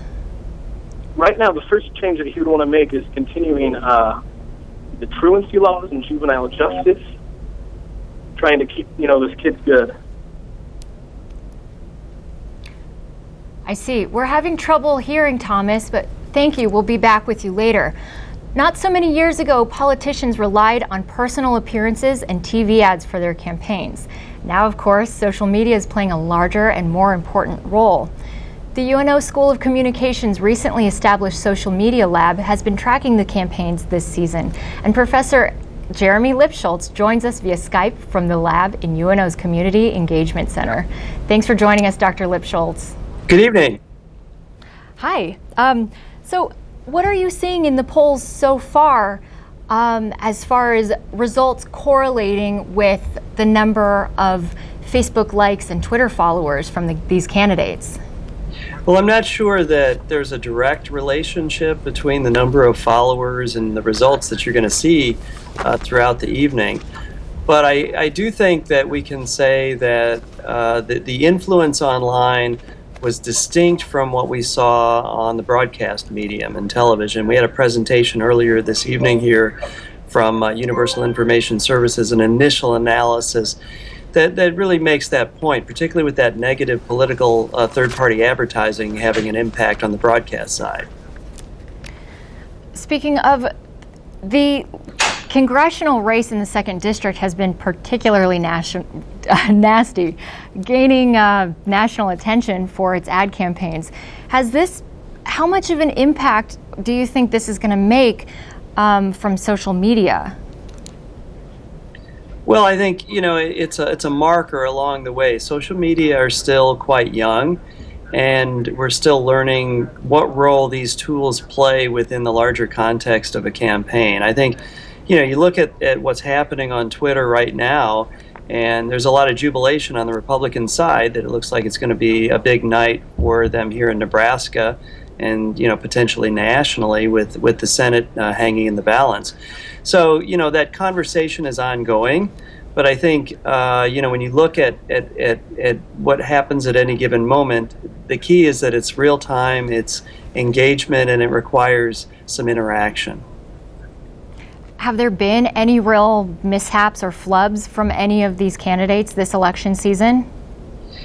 I think mostly people have gotten more careful with social media. They've understood the risks from it, and I think most of the campaigns have really been careful to plan their tweets and to plan the message and to keep it consonant with what their larger media message is. So we haven't seen huge numbers of mistakes. I think what you saw a lot of, though, was the initial conversation about the negative advertising play into the social media conversation and the potential for that to spark dialogue. I see. It makes a lot of sense. I actually had one candidate tell me personally that during election season, his advisors don't allow him to have any kind of social media, that they take complete control. It makes a lot of sense because of the possibility for a mishap. But Dr. Lipschultz, I can't help but notice that that the number of Facebook likes for Sass and Domina are the highest, and each race is pretty comparable. Is that an accident? Each one has a number of likes within a couple thousand of each other. Well, I think you have to remember that in a lot of the politics, the larger politics of the moment, this is still a rather divided country. I mean, you go back politically to the 2000 election and forward, and what you see are a lot of close elections. You do see that urban-rural divide and the sort of that play out into kind of the red state, blue state mentality. But if you step back and you look at the bigger picture, there's a split there. And so the big question, I think, going forward in terms of these kinds of measures like Facebook likes is, how do younger people approach politics online? It may well be that younger people view their behavior on Twitter quite differently than my generation. It'll be exciting to see how that evolves. Thanks, Dr. Lipschultz. And we're going to check in with you next hour to see what the buzz is on social media. Alrighty, and we're going to go ahead and head on up to our newsroom with Omaha News reporter J.R. Cantor and political expert Dr. Paul Landau. J.R.? Thanks, Beth. So, Dr. Landau, the recent poll leads came in, and it says that for the House, Lee Terry is sitting at 50%, while Ashford is at 45%. Obviously, we do all know that this was supposed to be a really tough, tight race. Do you see this lead holding out? Hard to tell right now. Yeah. It's this vote that's in now that we're looking at is the vote count from 8 a.m. this morning until 2 p.m. this afternoon. Nothing's been counted after 2 p.m., which is the heaviest voting time. Okay. So we'll have to wait and see what the 8:45 and 9:30 count looks like. Okay. And so, also, our Senate race, it has Sass leading at 63%, and then Domina at 34%. With this being such a significant lead, do you see it holding out? I mean, this race in particular, it was kind of one-sided to begin with. I do see that lead holding out. I would think that the race would finish at about the 60-40 range, with Mr. Sass being on top. Okay, and then the exact same question with the governor race. It has Pete Ricketts at 57%, there we go, and then Hasbrook at 39%. Well, and again, that's the polling has been consistently showing a 10 to 15 point lead for Mr. Ricketts. So I think this is about in line with what one would expect. Okay. What do you see anything happening that could potentially swing the vote, though? Sure. There's a lot of vote that's not counted, and it's yet to come in. A lot of things can change, but when you're piling up a lead that's in the 60% range, it's very difficult to overcome, particularly when most of the rest of the state hasn't been counted yet, and that's where all the Republican votes are. Dr. Landau, thank you. You're welcome. Kirby, Beth, back to you guys. Thank you, JR. When we come back, we'll take you to the election headquarters for the two Senate candidates. And we'll check in with our political expert to get his take on the early polling numbers.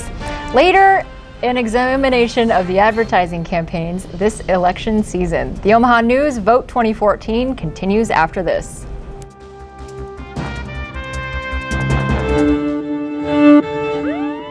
Something wasn't right. Were they lying to the public? There was a bigger story here than just a plane crash. It's become the symbol of everything that's wrong with the industry. My kid got 6 vaccines in one day and he regressed. Not only are those children who aren't vaccinated at risk, but those who can't be vaccinated are at risk. Nobody really knew what was going on. What was it in this market that had to be hidden? I spent millions of dollars in cash bribing government officials. people in power do not like the investigation to come too close to them. You never hear these stories.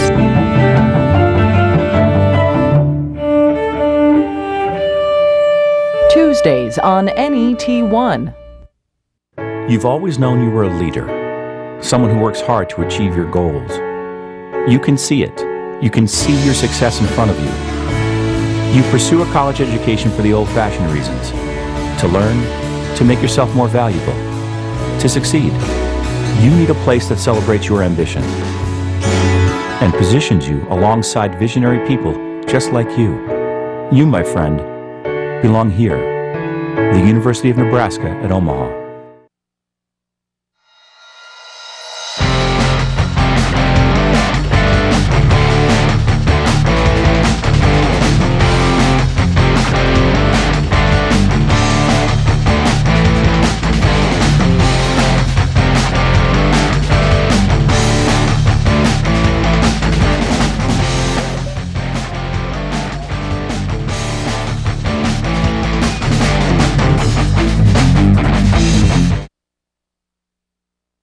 Welcome back to our 3-hour news coverage of the elections on NET2 and the Knowledge Network. More polls are closing in the eastern and middle parts of the United States, and the numbers are coming in for the 34 U.S. Senate seats coming up in this election year. And we even got some numbers for right here in Nebraska. Now, for this governor's race, we got some numbers coming in. You just wait for them. Again, all right, so for this governor's race, we got Pete Ricketts. Woof, look at that, 55%. That is over Chuck Hasselbrook's 42% and Mark Elworth's 3%. Now, Ricketts was endorsed by the Omaha World Herald. He was set to kind of take this race away. He is a Republican, very conservative. You may remember him as one of the TD Ameritrade's board of directors. And Chuck Hasselbrook, he is our Democrat representative here. Can you tell me a little bit about Chuck Hasselbrook, Kirby? Absolutely. Chuck Hasselbrook is our Democratic candidate, and he has been a champion for small businesses in the state. Part of the platform that he ran on is being able to help 10,000 small businesses with things like education and training. So he doesn't support the Keystone XL pipeline. He's run a tough campaign, and with not as much money as his opponent. Yeah, Pete Ricketts has garnered a lot of support from the Republican committee throughout the country. Now, moving on, it's the 2nd congressional district that might make history tonight. That's at least in Nebraska. Now, the reason that it might make history tonight is because for the first time in almost 2 decades, a Democrat could win the 2nd district here in Nebraska. That is not common for us here in Omaha. It's shocking. It hasn't happened since 1994. Since a lot of our classmates have been alive, they haven't seen a Democrat. Okay, so let's look at some of these results. Ooh, Lee Terry is ahead right now at 52%. He's our Republican. If he wins tonight, he will serve his 9th seat in Congress. That's the 9th term. And Brad Ashford is at 43%. That's 23,093 votes. And the Libertarian Stephen Laird is at 5%. Now, I feel like this race should be closer than what we're seeing, Kirby. You know, what's actually surprising, Beth, is at least right now, the polls are lopsided compared to what the expectation was. Brad Ashford was ahead in the polls by 5 points going into this into the night. And so now we could be seeing a surge from Lee Terry, but we'll just have to wait and see what the results are as the night continues. Basically, Terry shouldn't get too comfortable yet because there's still time to vote, and we don't know what is going to happen with this race. Now let's move right along to the Senate. You got Ben Sass versus Dave Domina. Sass is at 61%, a healthy 60,779 votes, while Dave Domina is at 36%, 35,548 votes. We got Jenkins with 2% and Watson with 1%. Sass seems to be taking it. Now, this is a lot more expected. Sass was, even Dr. Landau previously projected that it would be a 60-40 election. So we're seeing results that are more consistent with our expectation on the Senate race. Right, and Sass was endorsed by the World Herald as well. Now, more polls are coming in, and they're closing in the eastern and middle parts of the United States, and the numbers are coming in for 34 U.S. Senate seats up for election this year. Our Kristen Rogers is live in the Omaha newsroom with the latest update. Kristen. Thanks. Well, starting with Kansas, that's a very close race. They have 18% of their votes in now, and 49% of those are Republican. 48% of those are for independent Orman, which, as I mentioned before, is very interesting for Kansas because in over 80 years they haven't not had a Republican senator. Also, in Arkansas, 54% are Republican and 43% are Democrat. 30% of those votes are in. Moving on to Georgia, 60% Republican, 38% Democrat. And Louisiana, which is 43% Republican, 42% Democrat, and then there's a wild card candidate at 11%. And those states that I've mentioned so far have all been Republican. And right now, the Republicans are leading the nationwide votes for the U.S. Senate, 43-40. So it's still very close, and you don't know which way it's going to go. But one thing that could really affect this race is people say, you know, even if the Republicans win the Senate, not much can change because Obama still has the power to veto. But you need to keep in mind that Obama has only vetoed 2 bills his entire time in office. So this still would cause great change for our country if the Republicans do win the Senate tonight. Back to you. Thanks, Kristen. It is looking so far very early in the polls like that could happen. Ben Sass is the early leader in the vote count. His election night headquarters is the Grand Manse in Lincoln, and our very own Blake Higginbotham is there. Blake? Hey, guys. Yeah, the mood is pretty lively here. It's definitely gotten way more crowded within the past hour. Everyone here is definitely expecting a Sass victory tonight, and like we saw a few minutes ago, he does have a 25-point percentage lead over Domina, and at this point, he has over a 99% chance to win this thing. A couple of things I wanted to talk about. Essentially, where did this guy come from? About 12 months ago, he only had a 3% name ID, and since then, he's basically just erupted. He beat frontrunner and former state treasurer Shane Osborne and Pinnacle Bank chairman Sid Dinsdale by 27 points in May in the primaries. And shockingly, Sass came out with nearly 50% of that vote in a 4-person race. So his growth in popularity over the last 12 months has been truly remarkable. A couple other things. An interesting quote he said about the campaign. He said, "We may be outspent, but we will not be outworked." He is the only candidate in Nebraska history to ever visit all 93 counties in a general election. I mean, this guy is committed. He definitely wanted to get this victory, and I think he knows that it's coming. So people are now asking, well, what applicable traits can Ben Sass bring to the government? I mean, does he have any leadership and experience? And the question is, yeah, he's got a ton. He's shown that he can fix something that's broken. In less than 5 years as Midland University president in Fremont, this guy has reformed the tenure, he's doubled the enrollment, and he has turned it into the fastest growing college in the entire Midwest. That's all in under 5 years, and basically that's what the voters have seen with Ben Sass. This guy can bring results. A couple other points. He's graduated from Harvard, Yale, St. John's, and the University of Oxford. He's held the Chief of Staff for U.S. Department of Justice Office of Legal Policy, Chief of Staff for U.S. Representative Jeff Fortenberry, who's had a 5-year term, advisor to U.S. Department of Homeland Security, Assistant Secretary to U.S. Department of Health and Human Services, and he was an advisor to the Bush administration all 8 years. Essentially, that he is endorsed by the World Herald, but that's just one of many. This guy has National Tea Party backers. Mitt Romney and Sarah Palin have both came to small towns in Nebraska over the past 12 months to really just spread the message that this guy is the real deal. Jeff Fortenberry endorses him, like I said. Former Governor Kay Orr, Nebraska's Republican establishment and major farm groups. So this guy has the support of everyone, and right now the mood is reflecting that. Back to you guys. Thank you, Blake. And yeah, as Blake mentioned, it's Sass's work with Midland University that is quite impressive. He really prides himself on being able to take Midland University from a 7-figure deficit to a 7-figure surplus. So that is our Republican candidate for Senate. But let's talk about the Democratic candidate, Kirby. Well, equally so. Ben Sass has been extremely successful in his reign at Midland University. But Dave Domina, on the other hand, is the Democratic candidate who's been really campaigning with a nonpartisan agenda. He was instrumental in championing the Keystone Pipeline and pushing back construction, and that still hasn't gone on for 6 years. Right. We're going to take it to reporter Melissa Ring. She's at Domina's headquarters at the Omaha Firefighters Hall. Melissa, are you there?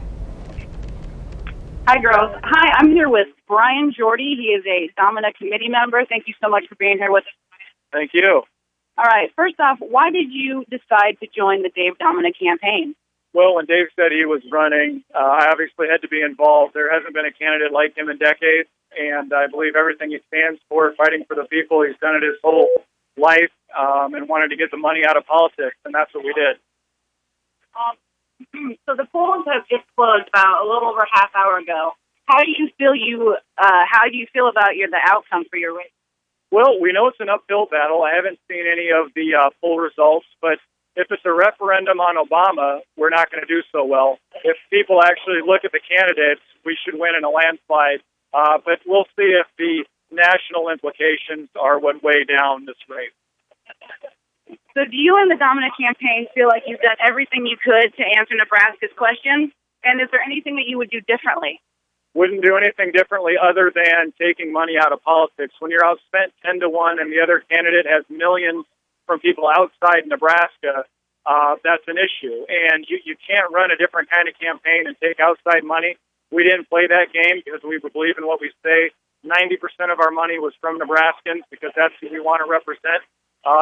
And if the voters want something different, then that's up to them.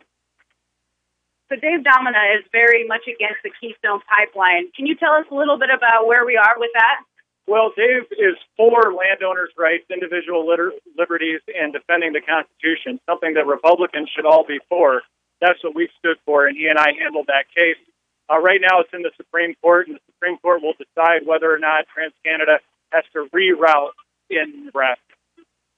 That's all I have. Thank you so much for being here with us, Brian. Thank you so much. All right, reporting live from Dave Domina's headquarters, I'm Melissa Ring. Back to you, Beth and Kirby. Thanks, Melissa. Still ahead on the Omaha News, Vote 2014, we'll visit the election headquarters of Pete Ricketts and Chuck Hassebrook. Plus, we're going to talk to an advertising expert about this campaign season, the most expensive nationwide campaign year in history. Don't forget, you can see reports from Omaha News correspondents in the field at our website, omahanews.com. Our coverage continues after this.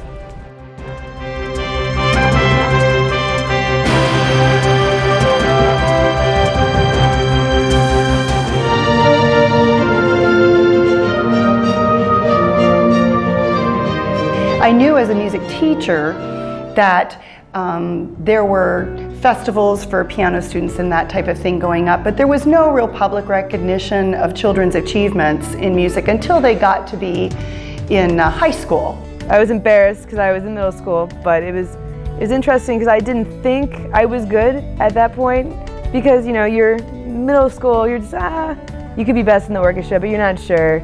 I just remember the joy and the giddiness that these students had. They loved coming to the station and having a tour of the station, and it really meant a lot to them to actually have an interview at this radio station, and they were all so excited and so passionate about music. When I became a classical kid, I got to go to the Gil Shaham concert at the Jazz and Art Museum, and that concert completely changed my life. Being a classical kid really changed the thought of, could I do music professionally?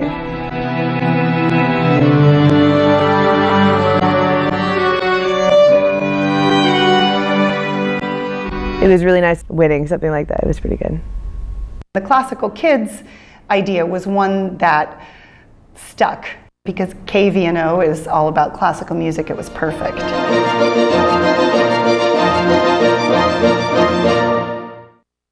NET Television expands your mind, enlightens your mind, inspires your mind, educates your mind, entertains your mind. NET Television opens up new worlds to you. Explore, travel, learn, discuss, debate. NET Television keeps you informed. Music, theater, dance, art, news. NET Television awakens your dreams, seeks to serve, strengthens our communities. We are Nebraskans. We are NET Television, Nebraska's PBS station. This is the Omaha News Vote 2014, the midterm election, on NET2 and the Knowledge Network. Welcome back. Let's go to the Pete Ricketts campaign at the Cornhusker Hotel in Lincoln. Our reporter Emily Masters is there. Emily. Hello. How's it going over there at Pete Ricketts campaign? There's a lot of people in the room right now. There's a lot of electricity. I mean, so far Ricketts is in the lead, so a lot of people are very excited. There is a lot of people in the room here. Looks as if Ricketts is going to be making a speech sometime shortly. So a lot of people are kind of signing up over by the podium to see what's going on with that. Okay, Emily, and what are Ricketts' top priorities if he is elected? Some of his top priorities, if he is elected, is enhancing educational opportunities. He also wants to grow the agricultural opportunities and strengthen the rural economy, and also his other one is creating more and better paying jobs. Awesome. And how does Ricketts plan on growing Nebraska agriculture and strengthening the rural economy? He plans on enacting real property tax reform, ensuring sustainability of our water resources, boosting value-added agriculture, and increasing export opportunities. Awesome, Emily. And thank you so much for talking to us. Thank you. Alrighty, we're back in the newsroom. So some quick facts about Pete Ricketts. He opposes Obamacare. He's a very strong pro-life advocate. He does support the death penalty, and he's really big about defending the Second Amendment right to bear arms and the sanctity of marriage. But let's talk a little bit about his opponent, Chuck Hasselbrook. His Democratic opponent, Chuck Hasselbrook, errs on the opposite side. He is in favor of wind energy. He says that this is an untapped resource that Nebraska is yet to explore. He's in support of the Dreamer Law. He does not support the pipeline. And as far as the Good Time Law goes, he is really trying to favor further discussion, which I'm not sure what that will do with voter turnout, because it's not much of an option. But Chuck Hasselbrook is awaiting the results with his supporter at the Ramada Inn in Omaha. Our reporter Ryan Matheny is there and joins us now. Thank you, Kirby, and we're live here at the Chuck Hasselbrook campaign headquarters for Ramada Inn, and we're talking with Dr. Jonathan Benjamin Alvarado, Professor of Political Science and Assistant Vice Chancellor for Student Affairs at UNO, and Professor Dr. Benjamin Alvarado, thanks for joining us. First of all, just the second round of results being released here in Nebraska. Can you just give us your take here so far on how things are going? Well, as expected, the race for the congressional seat between Terry and Ashford is very close. I haven't seen the latest results, but I just heard a whoop from the crowd, so it probably got even closer. And I anticipate it's probably going to go down to the wire tonight. And these midterm elections could have some profound impact as we move to the 2016 presidential race. And there's a few races in particular that I want to kind of focus on. The first, the race for Wisconsin governor, and that's Scott Walker running there, the Republican. He could have, or he has aspirations maybe of running for the GOP for president. How do you think that race is going to shape out, and how do you think that could have an impact in the presidential race in 2016? Well, I know the Democrats have spent an awful lot of money trying to remove him from office. There was actually a recall movement a couple of years back. I don't know how that race is going to shape up, but as far as any kind of anticipation of what might happen in 2016, I was going to state, based on what we already know about what the demographics of the country are, it's going to be extremely difficult for a Republican to be elected president in 2016. Our friends right across the river here in Iowa also having kind of a heated Senate race between Joni Ernst and Bruce Braley. And do you think that race could go, maybe have some sort of impact on the presidential race because Iowa is so early in the caucuses in 2016. I don't think that it's going to have as much of an impact as people think it's going to have, because it is their party primaries, and they're not a head-to-head competition, and it'll depend on who the candidates are. What we have found over the course of the past 3 or 4 election cycles is the Republicans who survive the primaries have to go to the far extreme right, and they have to come back to the middle for the general election, and that hasn't done well for the Republicans the last cycle, and I would expect to see more of the same in 2016. And is there anything like that on the Democratic side, where a Democrat maybe has to go a little bit further away from center to win a primary before they come back to center for the general election? Not at this moment. That may change over the course of the next few years as more Latinos enter the voting ranks, that you're going to see perhaps a larger share of them becoming Republicans. And so they just can't be counted on. I know what we know from this year's polling and the results that we've seen thus far is that Republicans are not doing any better. It's just that the Latinos don't like the Democrats as much as they have in the past. All right. Well, thank you, Dr. Jonathan Benjamin Alvarado, taking some time out to talk with us, and we'll let you get back to the party here and take a look at some more results. All right. Thank you very much. Again, that's Dr. Jonathan Benjamin Alvarado, Assistant Vice Chancellor for Student Affairs, Professor of Political Science at UNO, and I'll have another update here from the Chuck Hasselberg campaign a little bit later on in the 9 o'clock hour. Reporting live from the Chuck Hasselberg campaign for the Omaha News, I'm Ryan Matheny. I'll throw it back to the studio now with Kirby. Thanks for the report, Ryan. Time Magazine, the Huffington Post, and the Omaha World Herald all criticized the Lee Terry campaign for a television ad that blamed Brad Ashford for the killing spree by Nico Jenkins. Joining us to talk about that ad and others during this historically expensive election cycle is UNO School of Communication Director Hugh Riley. Thank you for joining us tonight. Thanks for asking me. So, this House race has obviously garnered national attention for its ads. How do ads like these affect the vote? I think we won't really know that for sure until tomorrow morning. Traditionally, negative ads have always been very effective, but there is a fine line that I think sometimes if you cross over that fine line, it can backfire on you.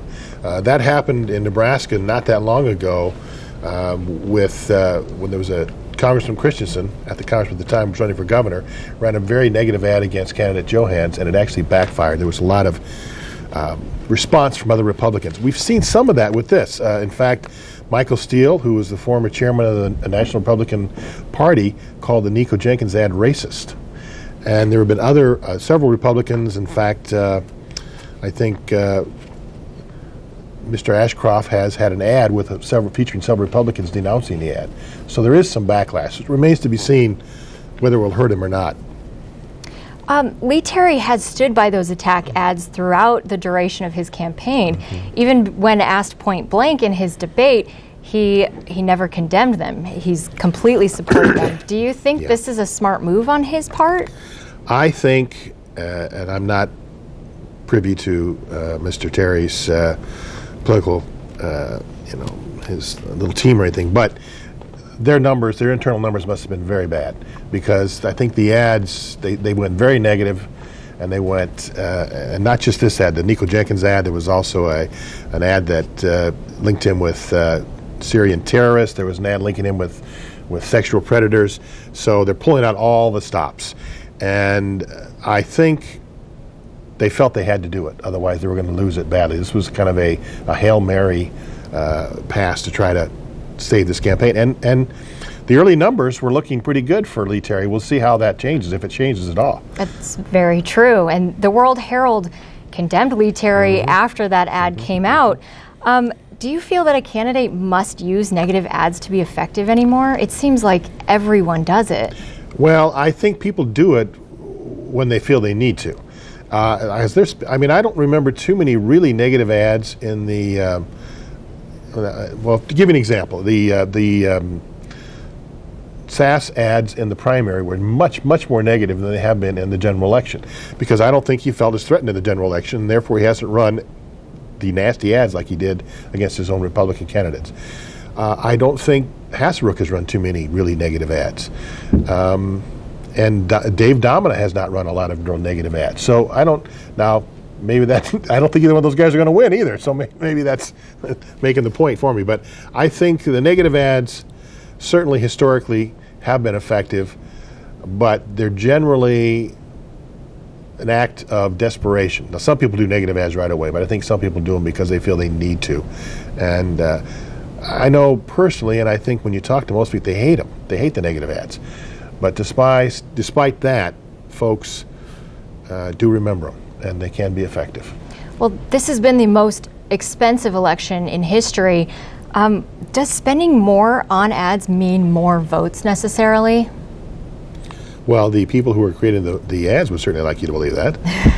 And it's interesting, too, if you look at these ads, a lot of these ads, and I don't know whether this is true or not, but a lot of them look like they were made by the same consultant. I mean, you've got the Halloween lighting, you've got the shaky figures, you've got the expression. They're all cut from the same cloth. So it makes me wonder if there's some national firm out there that's creating all these ads. Maybe there is. Since the Citizens United was passed by the Supreme Court, I mean, the cost to run a campaign has just skyrocketed, and unfortunately may continue to. And so I guess the answer to your question is yes, you do have to spend a lot of money if you're going to have a successful campaign. Well, that's how it seems to be going. Unfortunately, I wish we had a different system, but that's the system we have. So we only have a short amount of time left, but in your opinion, whose ad campaign has been most effective thus far? I know the numbers are still rolling in, but can you say? I can tell you what my favorite ad was in terms of looking at it purely from an advertising standpoint, in terms of hammering a simple point home. We talk about an advertising about the big idea, keep the big idea simple. And I thought Brad Ashford's ad with the candles, the 16 candles on the cake, was very effective because it was and it reinforced what people were already thinking. He's been here 16 years, that's long enough, let's get somebody else a chance. And it wasn't really negative, it wasn't vicious anyway, and it got the point across. Now, I think part of the reason the success of that ad pushed Terry into some of these more negative ads. That's right, that ad was very simple but also very powerful. It was. Thank you so much for joining us. Thank you. Alrighty, the numbers are being updated, and when we come back, we're going to have them for you. We'll update all the races and give you the latest results on the Omaha and Elkhorn bond issues and ballot initiatives on Nebraska's minimum wage. All of that is ahead on the Omaha News Vote 2014 on NET2 and the Knowledge Network.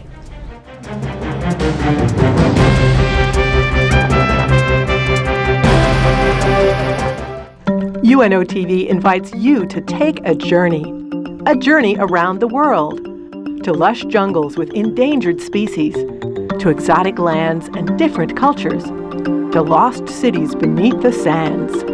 Travel through time to see ancient secrets on the other side of the world, the growth of the American West, or the start of Nebraska's largest city. Or just explore our state, find out about Nebraska in World War II, learn how Omaha has grown since. Discover the effort to renovate its green spaces, the history of one of its most impressive buildings, or look at its internationally recognized university. For over 20 years, UNO TV has produced award-winning documentaries that explore, educate, and enlighten. To find out more, call 402-554-2516 or visit unotv.unomaha.edu. 5, 4, 3, 2, 1. Vehicle's now going supersonic. When you want to go above, it was something new, or reach beyond.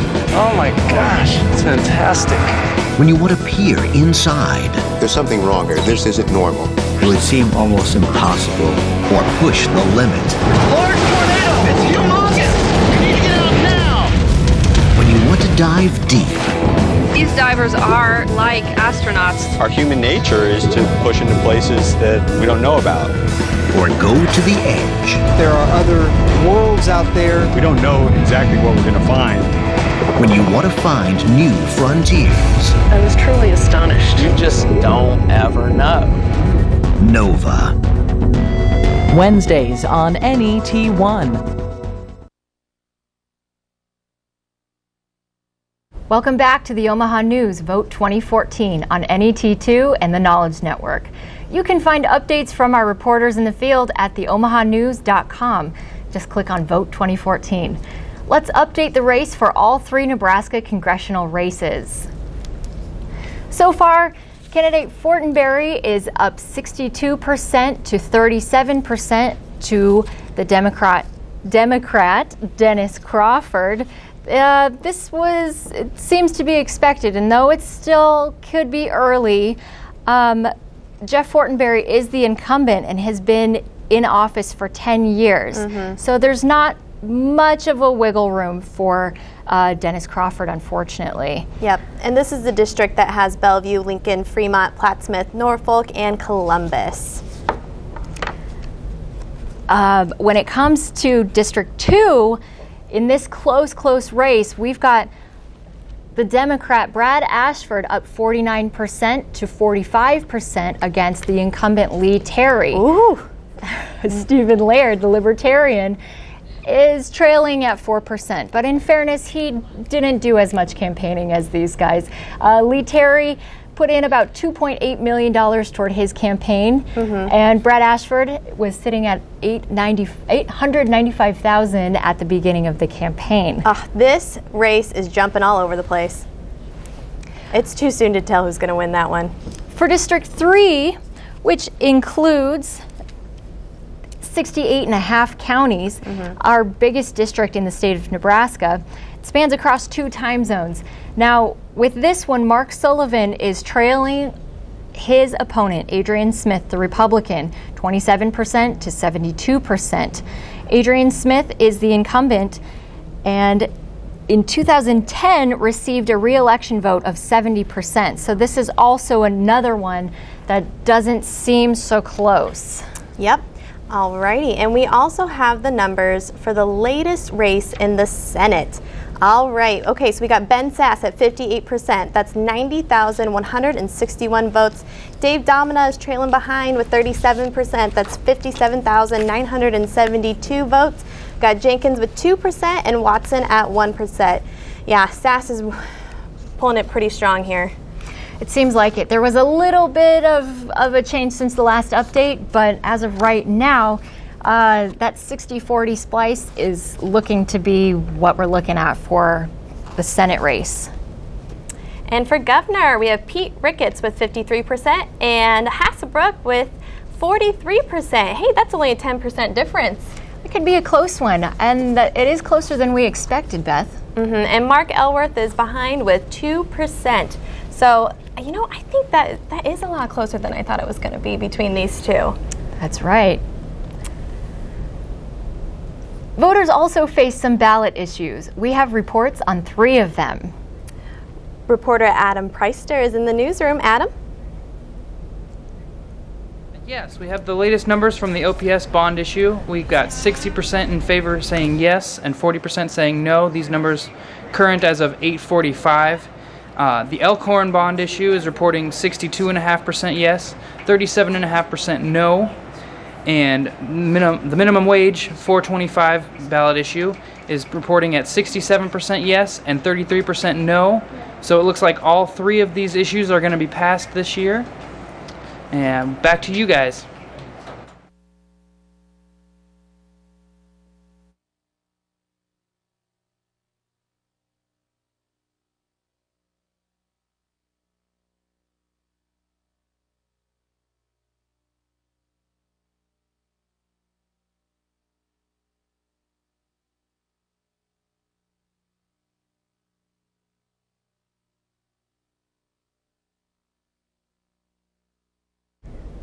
And you know what, some quick facts about that minimum wage is we could go to $8 an hour in 2015, $9 an hour in 2016. Let's talk about this OPS ballot that very much likely could be passed. Can I break down the numbers for you some really quick? We're going to have $421 million bond issue. So what does that mean for taxpayers? Basically, if you have a house that's $150,000 or more, you're going to pay $90 more a year in taxes, property taxes, and that's $1.73 a week. But it should be noted what the bond is going to be going to, since it is such a record-breaking historic number.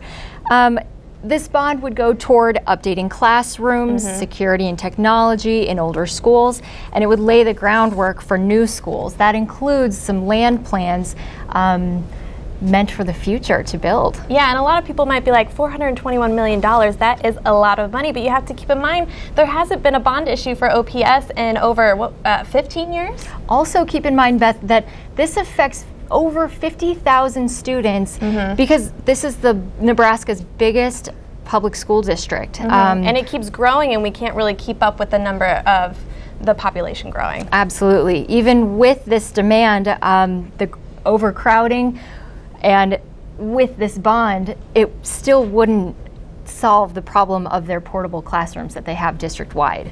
So that's going to be very interesting to see what happens. We're going to move right along to the 2nd Congressional District. It remains tight, so let's get some reports from our candidates right at the headquarters. We're going to take you first to Mike Lucas, who's at Lee Terry's campaign at Regency. Mike, are you there?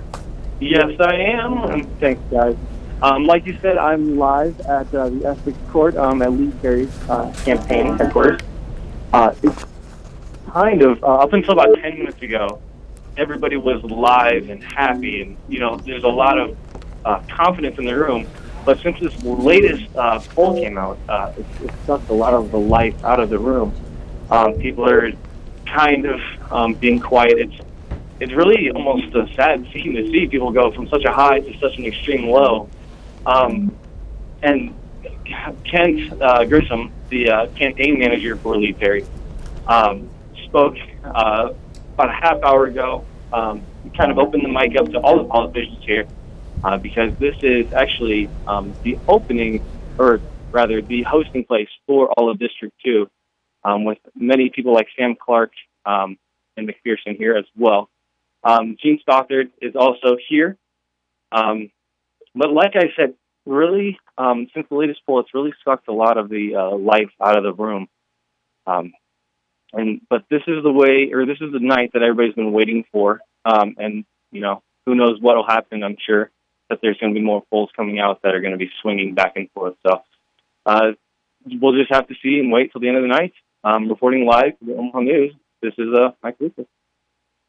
Thank you, Mike. And so Lee Terry is slightly behind right now. Let's talk about really quick how his races have happened in the past couple years. Back in 1998, he won in the 67th percentile, and his popularity stayed up there until about 2006. He dropped down to the 55th percentile, and then in 2012, the last race, he only won by 2 points. So this could be the night that he actually loses, but we're not sure yet. But yes, Brad Ashford is ahead right now.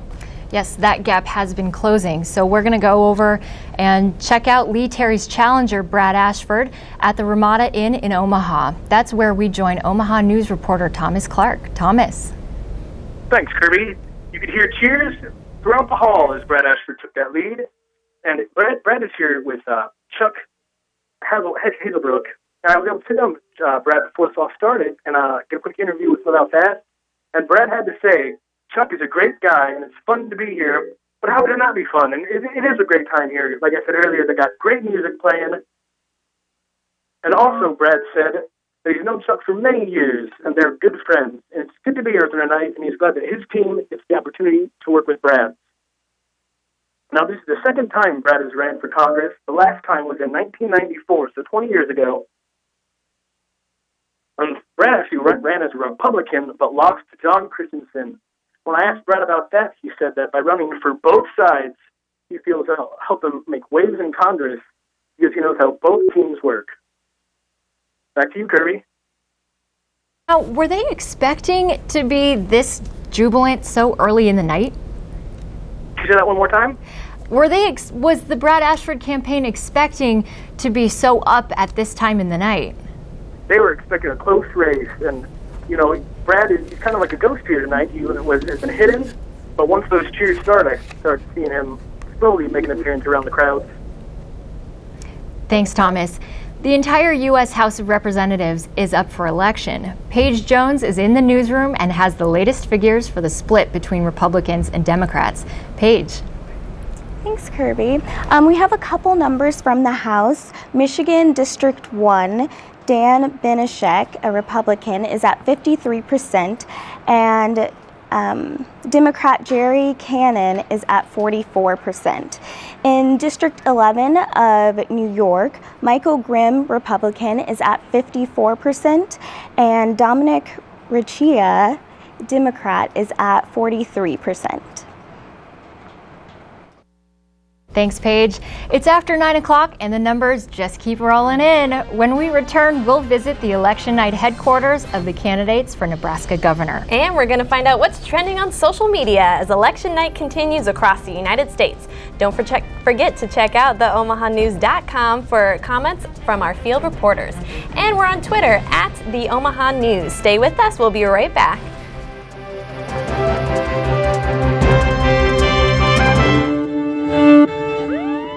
Something wasn't right. Were they lying to the public?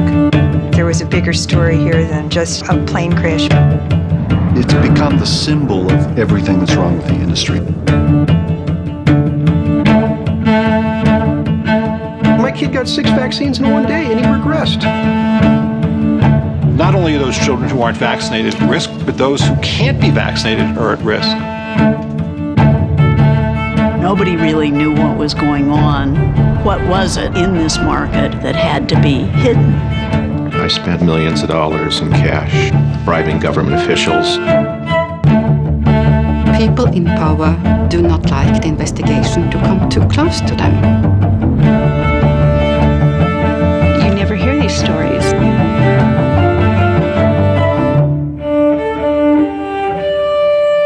Tuesdays on NET1. About how you're feeling right now. One thing you would like our viewers to know about this state. The importance of volunteerism. What are you saying to folks? I'm here to discuss these images. When you can take that knowledge and that expertise and that passion in terms that they're all going to understand. They need to know the real stories. I'm Kathy Wyatt. Join us for Consider This each week on NET1. The University of Nebraska at Omaha is a place for tomorrow's leaders, a place where individuals converge on a path to success, getting the attention and direction they need as they begin their career.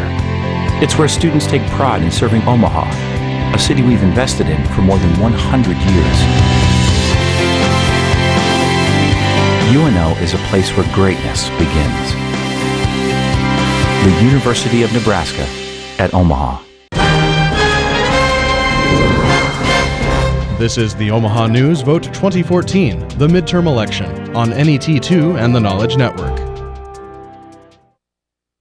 Welcome back to the Omaha News with our election coverage. We are going to go ahead and project that Ben Sasse is the winner of this Senate race. Let's take it over to Lincoln with our reporter, Blake Higginbotham. Blake. Hey guys, yep, Ben actually just got done giving about a 25-minute speech.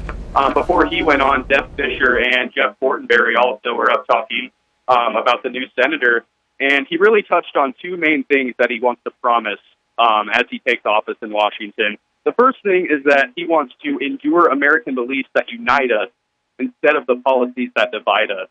He also committed to being dedicated to the big issues in the long haul, instead of just kind of buying into the short-term popularity. And he also said that another point he wanted to make is that it is not sufficient to just trim along the edges, and that is what he is proclaiming that our government has been doing. It's time for true leadership, and Ben Sasse says that he can bring that. His biggest motto for his speech was "Go big or go home," and that erupted with a huge ovation from the crowd. Also, a couple funny points. Before this election, a lot of people were calling it the Seinfeld election, meaning it was the election about nothing, if you're familiar with the show Seinfeld. And basically the idea was that Republicans were simply not bringing any ideas, and Democrats are just bringing big government bad ideas. And Ben Sasse said that it's time for that to end. The main thing that he really wants to repeal, and I believe his first order of business, is going to be Obamacare. Sasse isn't called Obamacare's Nebraska nemesis for nothing. The National Review gave him that title. And really, I mean, the Congressional Budget Office estimates that Obamacare will result in the loss of over 2.5 million jobs over a decade. And that's more jobs lost than the populations of Nebraska and Wyoming combined. So SAS has actually made a plan called the Anti-Obamacare Recovery Plan, a conservative blueprint for a healthier future. And as anti-conservative as that title is, that's really what it's going to be about. He's going to strip this thing and make it new. And that's really what's going to be the first thing on his agenda when he gets into Washington. With Deb Fisher by his side, this is exactly what he wanted. So back to you, Beth.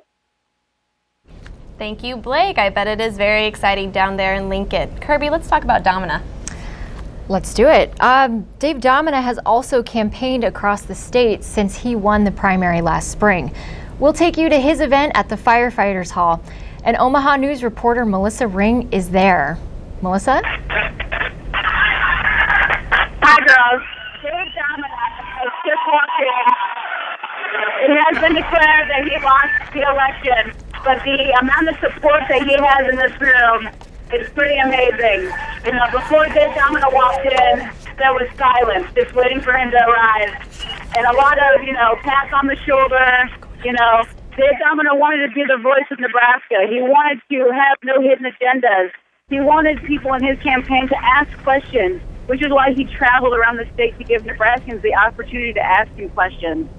We're getting ready to Dave Domina is going to go up and have his speech, but this really was a well thought campaign. Thanks, Melissa. It sounds really disappointing to Domina's campaign, but it should be noted that nationally this wasn't much of a surprise. Ben Sasse has been the favorite, and he's had a lot of Washington backers. In fact, insiders have been saying that he's being groomed for much bigger things.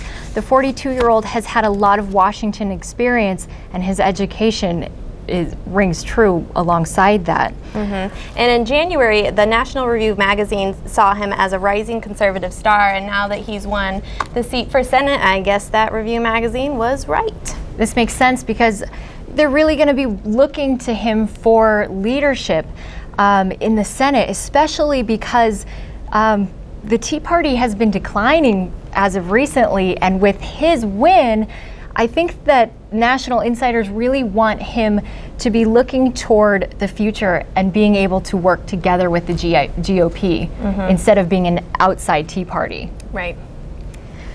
Now, the Republicans are trying to win at least 6 seats from the Democrats in order to gain majority control of both houses. Kristen Rogers is in the newsroom with an update on how those races look right now. Kristen, how's it going? It's going great, Kirby. Right now, Michigan has 17% of their votes in. 52% of those are Democrats and 44% came in Republican. In North Carolina, actually 61% of those votes are already counted, and it's still so close. 50% Democrat, 47% Republican. And then moving on to Colorado, where 54% of the votes are in, 51% of those are Republican, and 44% are Democrat. And most of the Senate race in Colorado has revolved around women's issues, such as birth control and abortion, because there's an anti-abortion personhood initiative on the ballot this year. And it's the same issue that's already been shot down twice before, but Republican candidate Cory Gardner was against this, and that might have really affected the election there in Colorado.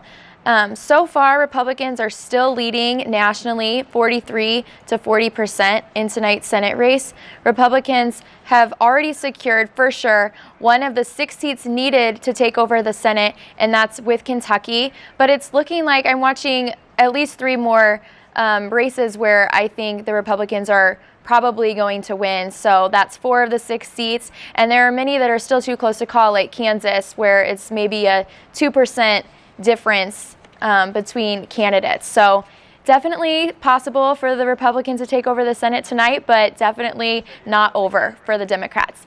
Thanks. Back to you. Sounds like things are still up in the air. Thanks for reporting, Kristen. Now, if the Senate goes Republican, and that's what it might happen right now, that could have some implications for the U.S. Supreme Court over the next couple of years. If any of the justices dies or retires, President Obama will be able to name a replacement, but whoever he names will have to be approved by a Republican Senate. With us now is Dr. Jeremy Lipschultz. He teaches in the law in the School of Communication and is an annual contributor to a textbook on communication law. He joins us to talk about what all this could mean. Dr. Lipschultz? Good evening. Thank you for being here. So tell me about what this could mean if our Senate kind of turns more to Republicans and how that could affect the U.S. Supreme Court.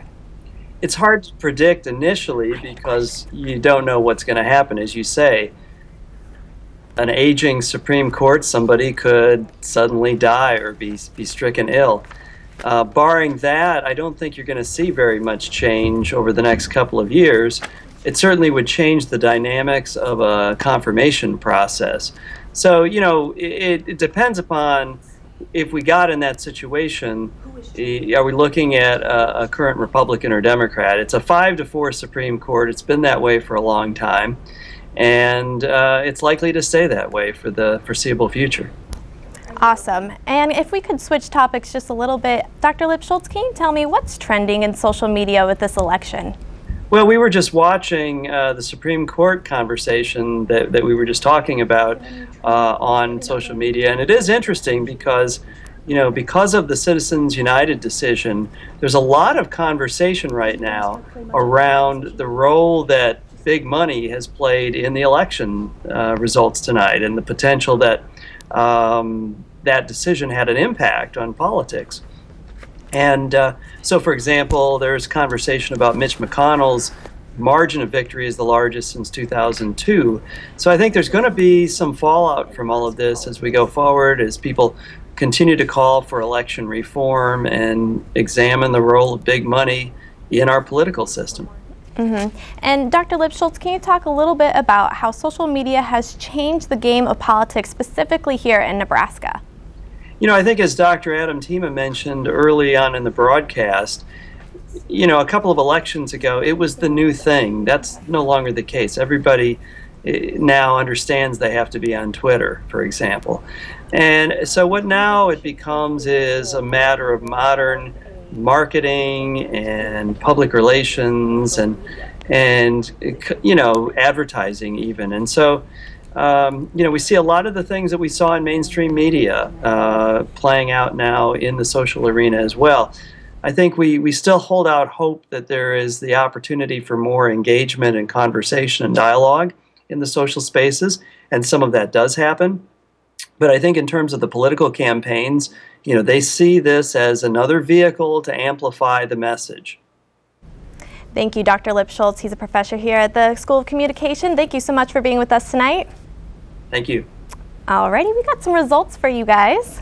Now, there are several ballot issues besides candidates for all the offices. And the two big ballot issues that we're talking about is minimum wage increase. And it looks like we got 63% saying yes, we want to raise the minimum wage versus a 37% to no. Now, people against the minimum wage include our own mayor, Jean Stothard. She has said that if it does passes, she is not going to sign it. It's important to note, Beth, that this would affect almost 17%, or rather a more important number, almost 100,000 Nebraskans who currently work for minimum wage. And another issue we want to talk about is Omaha Public Schools. We are at a clean 60 to 40% yes that we want this bond issue to pass.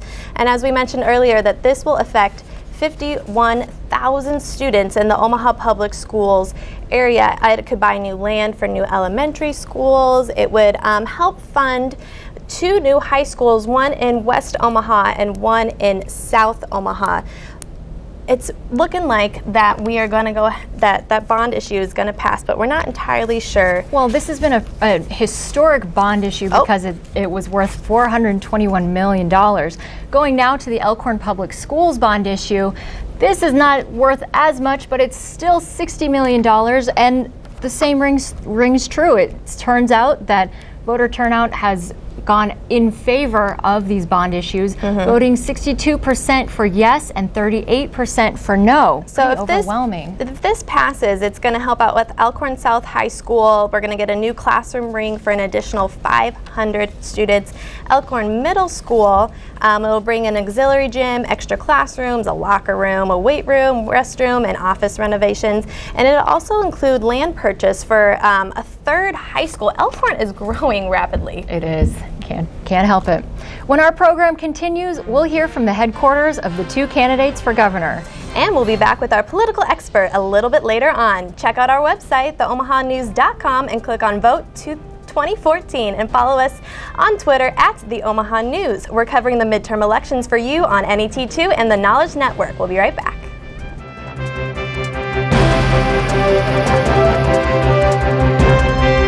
You've always known you were a leader, someone who works hard to achieve your goals. You can see it. You can see your success in front of you. You pursue a college education for the old-fashioned reasons, to learn, to make yourself more valuable, to succeed. You need a place that celebrates your ambition and positions you alongside visionary people just like you. You, my friend, belong here, the University of Nebraska at Omaha.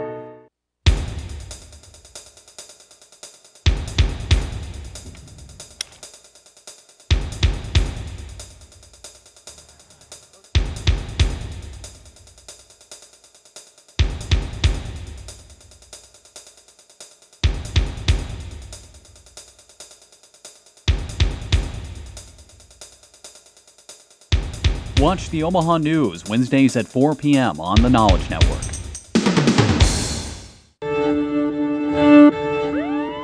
Something wasn't right. Were they lying to the public? There was a bigger story here than just a plane crash. It's become the symbol of everything that's wrong with the industry. My kid got 6 vaccines in one day and he regressed. Not only are those children who aren't vaccinated at risk, but those who can't be vaccinated are at risk. Nobody really knew what was going on.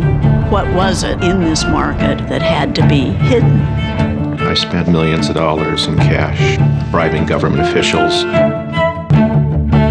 People in power do not like the investigation to come too close to them.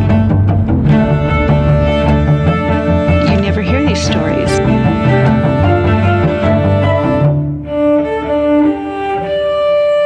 Tuesdays on NET1.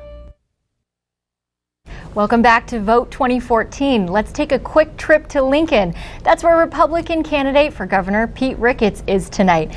And we're here to be the first to tell you his campaign is officially over. He's being declared the winner with 53% of the vote as compared to Chuck Hasselbrook's 43% and Mark Elworth's 2%. We're going to throw it to Emily in Lincoln. Emily, are you there? Yep, I'm here. All right. What's it like over there? Are people pretty happy? Yeah, everyone's all standing up. They're right next up to the podium. Pete is making his victory speech as we speak. Everyone's really happy. He's talking about how, like, starting tomorrow, we will be working on making Nebraska a better place. Emily, what's the mood like? Are people ecstatic with this win? Was it expected? Yeah, I mean, this was very much expected of Nebraska. Pete Ricketts is definitely the person that we thought was going to be winning. Everyone's very excited in the room. Everyone's really happy. There was a chant going on earlier for Pete. So everyone in the room is just super excited and super ecstatic. That's great. Thank you, Emily. Thank you. Now, on the flip side of that, we have Chuck Hasselbrook. And honestly, I thought that his numbers were better than I think most people expected. I feel like most people expected Ricketts to be a shoo-in for governor and that Hasselbrook didn't have a chance.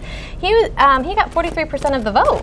That's right. I think Chuck Hasselbrook having helped so many small businesses, 10,000 in Nebraska, made us think that maybe he had a little bit more of a chance. But Chuck Hasselberg has spent the day making one last series of campaign stops. He started in Chadron and he's making his way eastward by plane.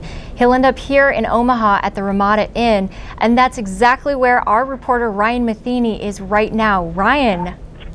Thank you, Kirby. And right now, the joint campaign headquarters for Chuck Hasselberg and Brad Ashford have really filled up as the night progressed. We're still waiting on an appearance from Hasselberg, and I'm told by Communications Director Meg Mandy that Hasselberg and his running mate Jane Raybould have arrived in Omaha, but they're taking a few moments with their families after that long day of traveling around the state, like you said.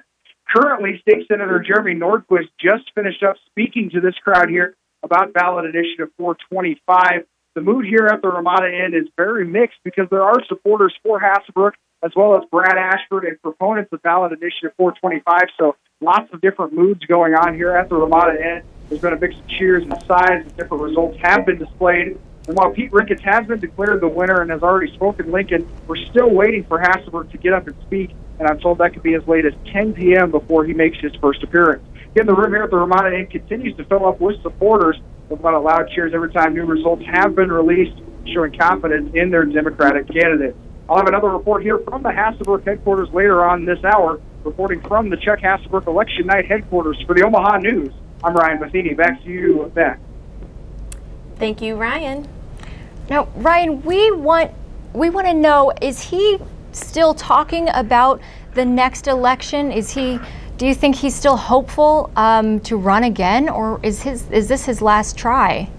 Well, I think he still may have another campaign in him. He really has not talked a whole lot about running again for governor, and I think what that has come down to is the fact that he really was focused on this election and thought he had a very good chance in this election. And like you were talking about before you came here, him getting 43% of the votes has to be very encouraging for Democrats and for Chuck Hasselberg.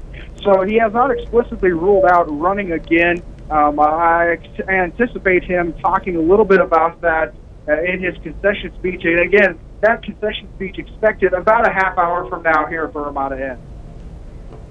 We look forward to that. Thank you, Ryan. Now, the closest race in the state is for the seat in Nebraska's 2nd Congressional District. Mike Lucas is at Essex Court, where Lee Terry has his election night headquarters. Mike. Yes, you guys said it. This is the closest race in the state, and it continues to get closer. I'm here, and there's still silence throughout the complex here. They don't like seeing Lee Terry down, obviously. It's kind of funny. They actually started boosting music to kind of break the silence.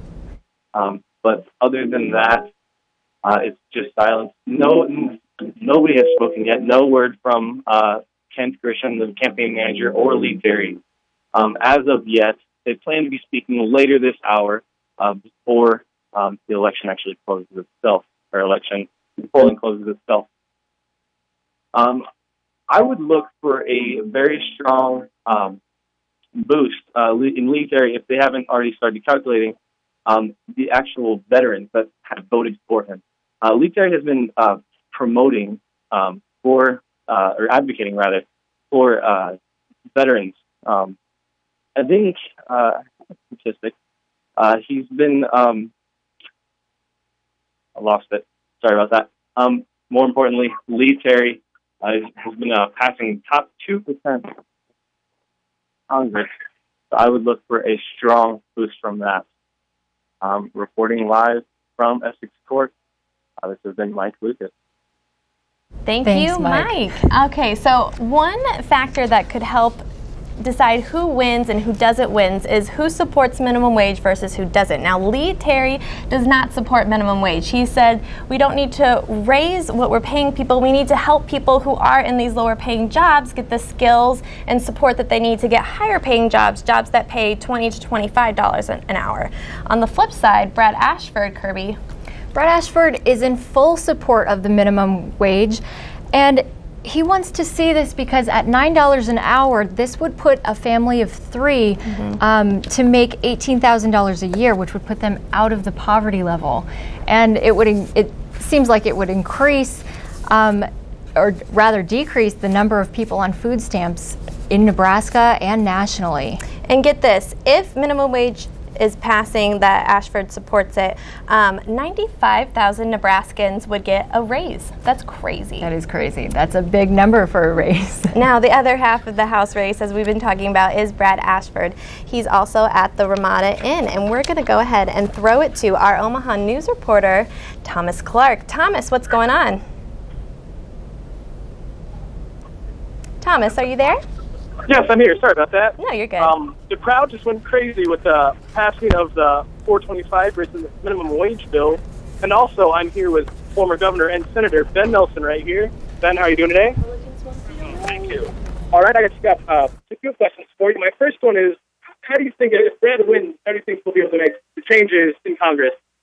Well, Brad has promised to go to Washington and find 25 other folks in the Congress that can work together to try to find some sort of center to get things done. And that needs to be done. It's a tough night for Lee Terry. It's a great night for Brad. And really what we have is now an opportunity maybe to see if things can change. Because things need to change in Washington, and maybe Brad can be the agent of change. Now, what specifically do you think needs to be changed in Washington? Well, the tone, for one thing. What you have to have is people being able to work together and find common ground and get things done. The people back in the country are saying about Washington, look, we can't understand why Congress can't work together to get things accomplished. And when the polls show that there's Putin has a higher approval rating in Congress, that says a lot. And so hopefully with this change and with others coming in, things will improve and people will be able to work together in Washington. That's what the folks back home want. All right. Thank you very much for your time, Ben. Thank you. All right, Kirby, thanks once again for coming to me, and I'm passing it back to you. Thanks, Tom and Ben Nelson. It's been a busy night in our newsroom, and it's been busy in UNO's Community Engagement Center, where the School of Communications Social Media Lab is. Dr. Tima is back to talk about tonight's social media trends. Hi there. Thank you for joining us, Dr. Tima. We've been tracking people who have been tweeting around various campaigns and just kind of looking into them, which is always a fascinating part of the whole process. So, what have you been learning tonight? Just in general, what we've been looking at is which way the campaigns have been kind of changing their messages. We are watching the SAS speech, and it's fascinating to see how as soon as he's declared the winner, we see that his messaging starts shifting slowly from what was originally his campaign messaging to now what's going to be his messaging as a member of Congress. So it's kind of interesting to see how that has been changing. Haven't seen it happen on his Twitter feed yet, but I have a feeling that in short order we'll see that occur as well. Very interesting. Have you seen anything else? We recently declared Pete Ricketts the winner in the vote for governor. Have you seen anything coming out via his social media? Not a lot. What we have seen might be more pictures from the event, from their watch party, and this is stuff you typically see occurring now that the ballots are in and that the numbers are coming in and we're starting to see who the winners are. Often we'll see campaign managers, social media managers, or even just members of the campaign group posting pictures on Twitter, of crowd pictures or of pictures of people speaking as it ramps up to the actual candidate speaking, or the candidate-elect now at this point, speaking to the audience. So it's a lot of, hey, we wish you were here, be part of what's going on now. That's typically what you see happen at this point in the campaigns. I see. It sounds like a big celebration. It looks like one for, the people who won. It looks like a big celebration. We're not sure about the people who haven't won. So. Well, it'll be interesting to see what the people who haven't won will be putting out on social media. How active was Ricketts on social media through this campaign process? I would say, and as Dr. Lipschultz was pointing to earlier, I would say he was as active as anyone else was.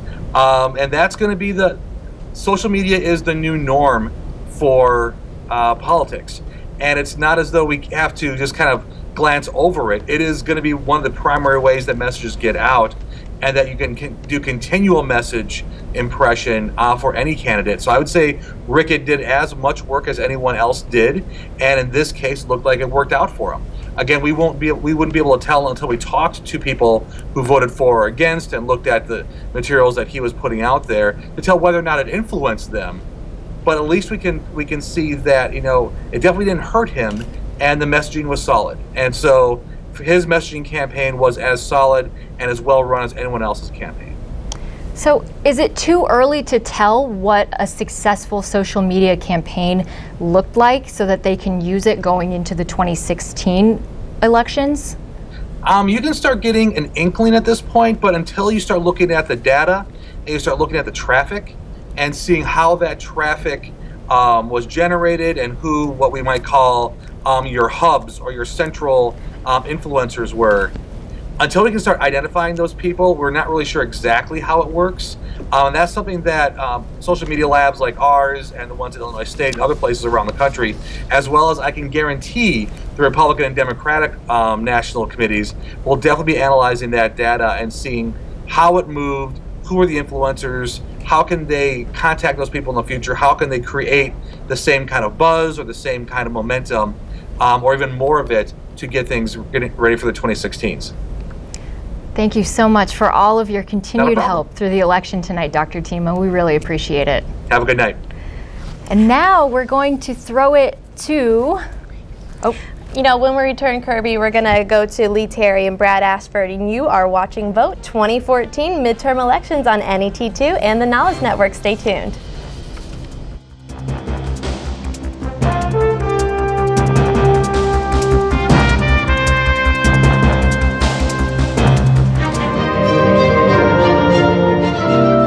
The first broadcast was to be at 4 o'clock on Sunday afternoon. We'd pre-taped it. And they pushed the switch and nothing happened. That certainly was an interesting experience with me. I mean, I'd spent 2 years essentially getting this station ready, and we had everything prepared to go, and then we flipped the switch and heard silence. Somehow the line had got wired through a light switch. Mm-hmm. And a guy out there went off shift at 4 o'clock at the exact moment we were to go on. He pushed the switch and we went off the air before we went on. The engineer went back to this little room, turned the lights on. And I said, well, everything's fine here, everything seems to be working. So, okay, well, we've got a signal now. So the guy thinks, well, I'll go home. He goes home, turns the light switch off, then goes off the air again. We were supposed to sign on at 4, and I think it must have been about 5:30 when we finally got the thing on the air. That was certainly an experience I'll never forget. Good afternoon. KVNO, the voice of the University of Nebraska at Omaha, now begins its regular broadcast schedule. Welcome to Fine Arts Radio for Greater Omaha, KVNO. NET Television expands your mind, enlightens your mind, inspires your mind, educates your mind, entertains your mind. NET Television opens up new worlds to you. Explore, travel, learn, discuss, debate. NET Television keeps you informed. Music, theater, dance, art, news. NET Television awakens your dreams, seeks to serve, strengthens our communities. We are Nebraskans. We are NET Television, Nebraska's PBS station. This is the Omaha News Vote 2014, the midterm election, on NET2 and the Knowledge Network. Welcome back. We want to run down all of the Nebraska state races for you. We'll start with the U.S. House 1st District between incumbent Republican Jeff Fortenberry and his Democratic challenger, Dennis Crawford. Fortenberry is ahead in the polls 63% to Crawford's 37%. Again, Fortenberry's the incumbent here and has been for 10 years. This seems like an easy vote. District 1 covers Bellevue, Lincoln, Fremont, Plattsmouth, Norfolk, and Columbus areas. This is a pretty expected result. I think we could even call it. Almost. And as you know, Fortenberry is really looking out for the interests of Office Air Force bases, making sure funding the new U.S. Strategic Command headquarters remains on track. So that's one thing that Fortenberry is going to really work on if he does, in fact, stay in office. And he's been there for 10 years, and it's looking like that he's going to win this race. As for District 2, the incumbent Lee Terry is still down 4 percentage points to Brad Ashford. Brad Ashford is up 49% to Lee Terry's 45%. Stephen Laird is still at 4%, the same since we last reported these results. It's still too early in the race to call it. I'm just not sure, Kirby. Not at all. I mean, Ashford's ahead right now, but that does not mean that Terry's not going to pull through. He could in fact pull through, and this would be his 9th term in the House, or Ashford could stay ahead and be the first Democrat in this district in 2 decades. On to District 3. Adrian Smith, the incumbent, is up 74% against Mark Sullivan, the Democrat, with 26%. This again is no surprise. Adrian Smith has been in the House of Representatives since 2007. He was a state senator from before that, since 1999. He's pro-life and pro-Second Amendment, and in 2010, he actually was reelected with 70% of the vote. So today's really looking very similar to that last campaign in 2010. He serves as chairman of the... Let's move on and talk about how Ben Sasse has in fact won the seat in the U.S. Senate, 60% of the vote. That's 138,267 votes. Sasse has really taken it, and he's put a lot of money into this campaign. He's even put up $113,000 of his own money, and I guess you can say it was worth it because he in fact won.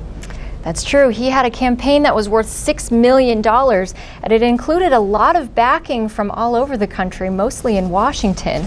Dave Domina ran a nonpartisan ticket, and he still did all right with 35% of the votes. But at the same time, it just couldn't stack up to Ben Sasse's campaign. He did put up a pretty good fight, I will say. Let's move on to the governor's race. Pete Ricketts did in fact win. Kirby, did you see Pete on 72nd and Dodge this morning? I did. I was stuck there in traffic for 15 minutes. I'm sure a lot of Omaha was. Pete Ricketts is hard to miss. And I think that's actually a good strategy. You know, a lot of people are probably stuck in traffic, so why not stand right there where there's a lot of construction and wave to, your oncoming traffic. Yeah. What a strategy. Well, now we're going to go live with Michael Lucas, and he's reporting from Lee Terry's camp. We want to see what's going on there. Michael, are you there? Yes, I am, ladies. Like you guys just said, Lee Terry is still down 4%, and there's not a lot of confidence in the room at this point. I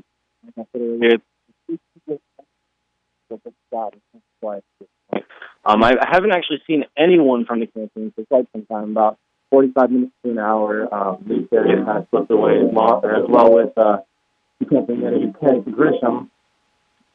It kind of makes you wonder, with him being down at this point in the race, if people really want a change in office, because Lee Terry has been in office for 16 years now, and it doesn't bode well for him to be down at this point. And the comments that he made last year during the government shutdown also, you got to wonder what effect that actually had on the campaign, as well as just a few days ago, Nico Jenkins in court advocated and endorsed Lee Terry. You gotta speculate at this point. Did those have an effect? Because personally, with what's going on in the room right now, I think it had a great effect. If you can't call the race yet, I'd say you're pretty close. Reporting live, this is Mike Lucas. Thank you, Mike. Okay, on the flip side, we're going to throw it to Omaha News reporter Thomas Clark. He is with the Brad Ashford campaign. Thomas, are you there? Thomas Clark. We seem to be having a few technical difficulties. So some quick facts about Brad Ashford. He does support the Equal Paycheck Act, and that act would help women get equal fair and equal pay to, what am I trying to say here, Kirby? You're trying to talk about the Lilly Ledbetter Act. Yes, I am. He does support equal pay for both sexes. Lee Terry does not. As Mike mentioned in his broadcast, it was a little hard to hear on the first end of the report. There could be a little bit of foot and mouth disease, and it's too early to tell in the campaign. It's absolutely too close to call this race, especially with Ashford up in the polls still. But we're looking at some things that we're looking at results that could be from how Lee Terry has conducted himself, and the people of Nebraska are speaking. Now we are going to throw it up to Adam live in the newsroom. Adam. Thank you very much. We got the latest update from Douglas County at 9:30 for the ballot issues, and starting with the minimum wage, it looks pretty favorable at 67% to 33%. And then the bond issues for OPS and Elkhorn are looking also pretty positive. OPS is at 60 to 40 right now, and Elkhorn similarly at 62 to 38. So all signs point that these measures are going to pass by the end of the night. Thank you very much, Kirby. Thank you, Adam. All favorable for the 50,000 students affected by the OPS bond measure. Now we're going to try again. We had some technical difficulties reaching our correspondent, Thomas Clark. We'll try again to reach him now. Thomas, are you there? I am, Kirby. Sorry about that. As I was going to say before the difficulties, Michael was talking about the good time laws and how Brad Ashford actually had some hate campaigns about that for his supporting of it. And I was able to actually talk to Brad about that, and he felt it didn't impact his the campaign too much, especially once Nico Jensen or Jenkins endorsed Brad in court. Also, the atmosphere here is it's a close race, and people are on the edge of their seats just waiting for the final word. Anyway, back to you, Kirby. Thank you, Thomas. Thomas is at the Brad Ashford campaign, and we just come back. Now, when we come back to vote 2014, we'll take a look at how the U.S. Senate is shaping up.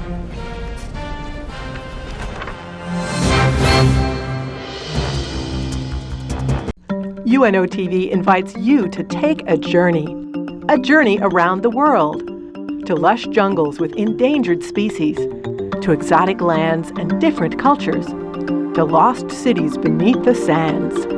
Travel through time to see ancient secrets on the other side of the world, the growth of the American West, or the start of Nebraska's largest city.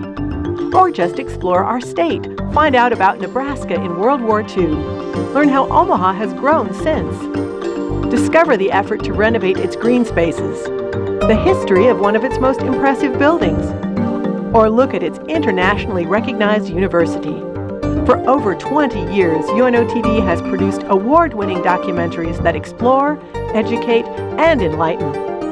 To find out more, call 402-554-2516 or visit unotv.unomaha.edu. PBS is the place you should go first. There are no advertisers to be satisfied, only an audience to be satisfied. We take our responsibility as journalists very seriously. We are constantly thinking about our viewers and what they care about. We want to let you know what the information is, and then you decide what you want to think. At the News Hour, we are after the facts and only the facts.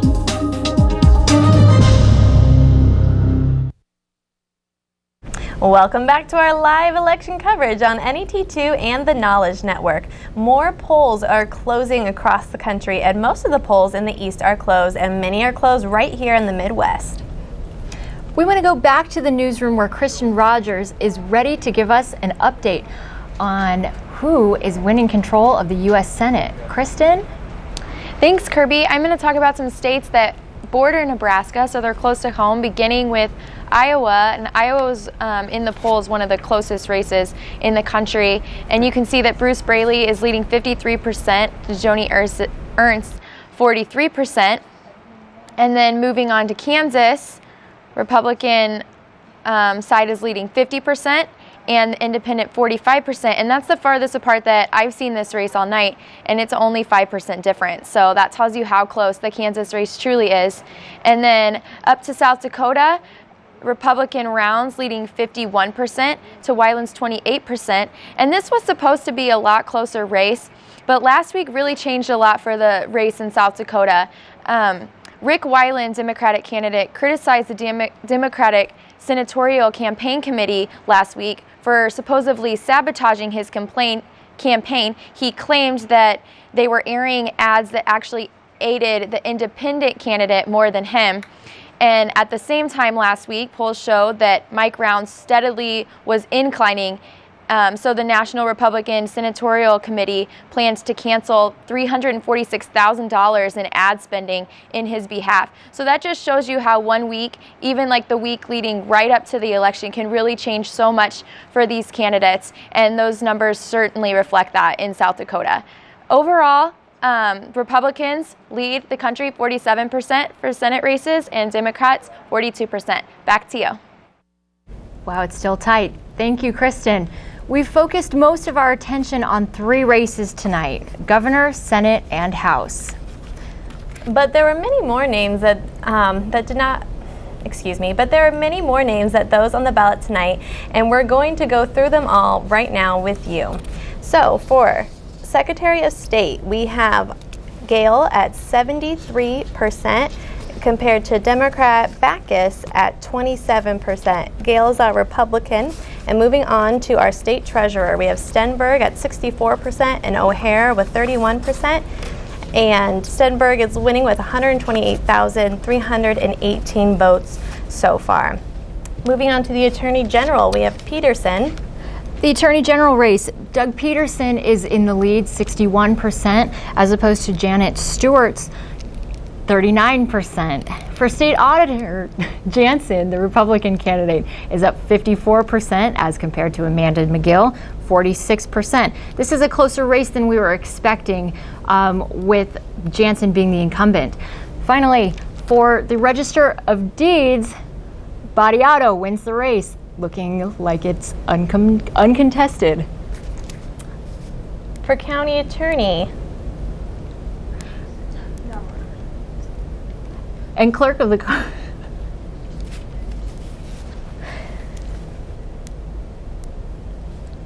we got Borgeson with Sheriff, Dunning with Sheriff. The Board of Regents, we got Hawks. And that's our coverage tonight. A big thank you to our reporters in the field who have done such a great job. Also to our reporters up in the newsroom who kept us updated on all the results. We want to thank our guest, Dr. Paul Landau, for once again lending his political expertise to our program, to Dr. Jeremy Lipschultz and Dr. Adam Tima of the School of Communication for their insights on social media tonight. We also want to thank Dr. Barbara Pickering and Professor Hugh Riley of the School of Communication for their commentary. To our staff and crew and volunteers who helped tonight.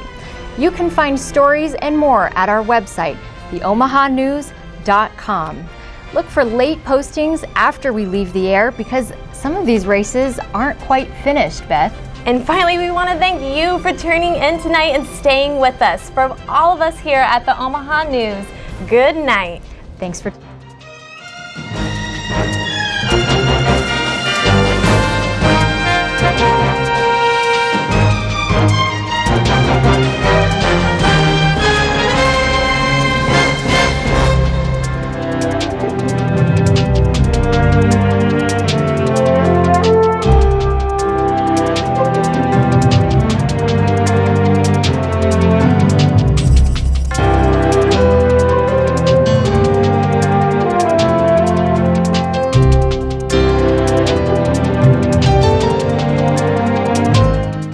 You've always known you were a leader, someone who works hard to achieve your goals.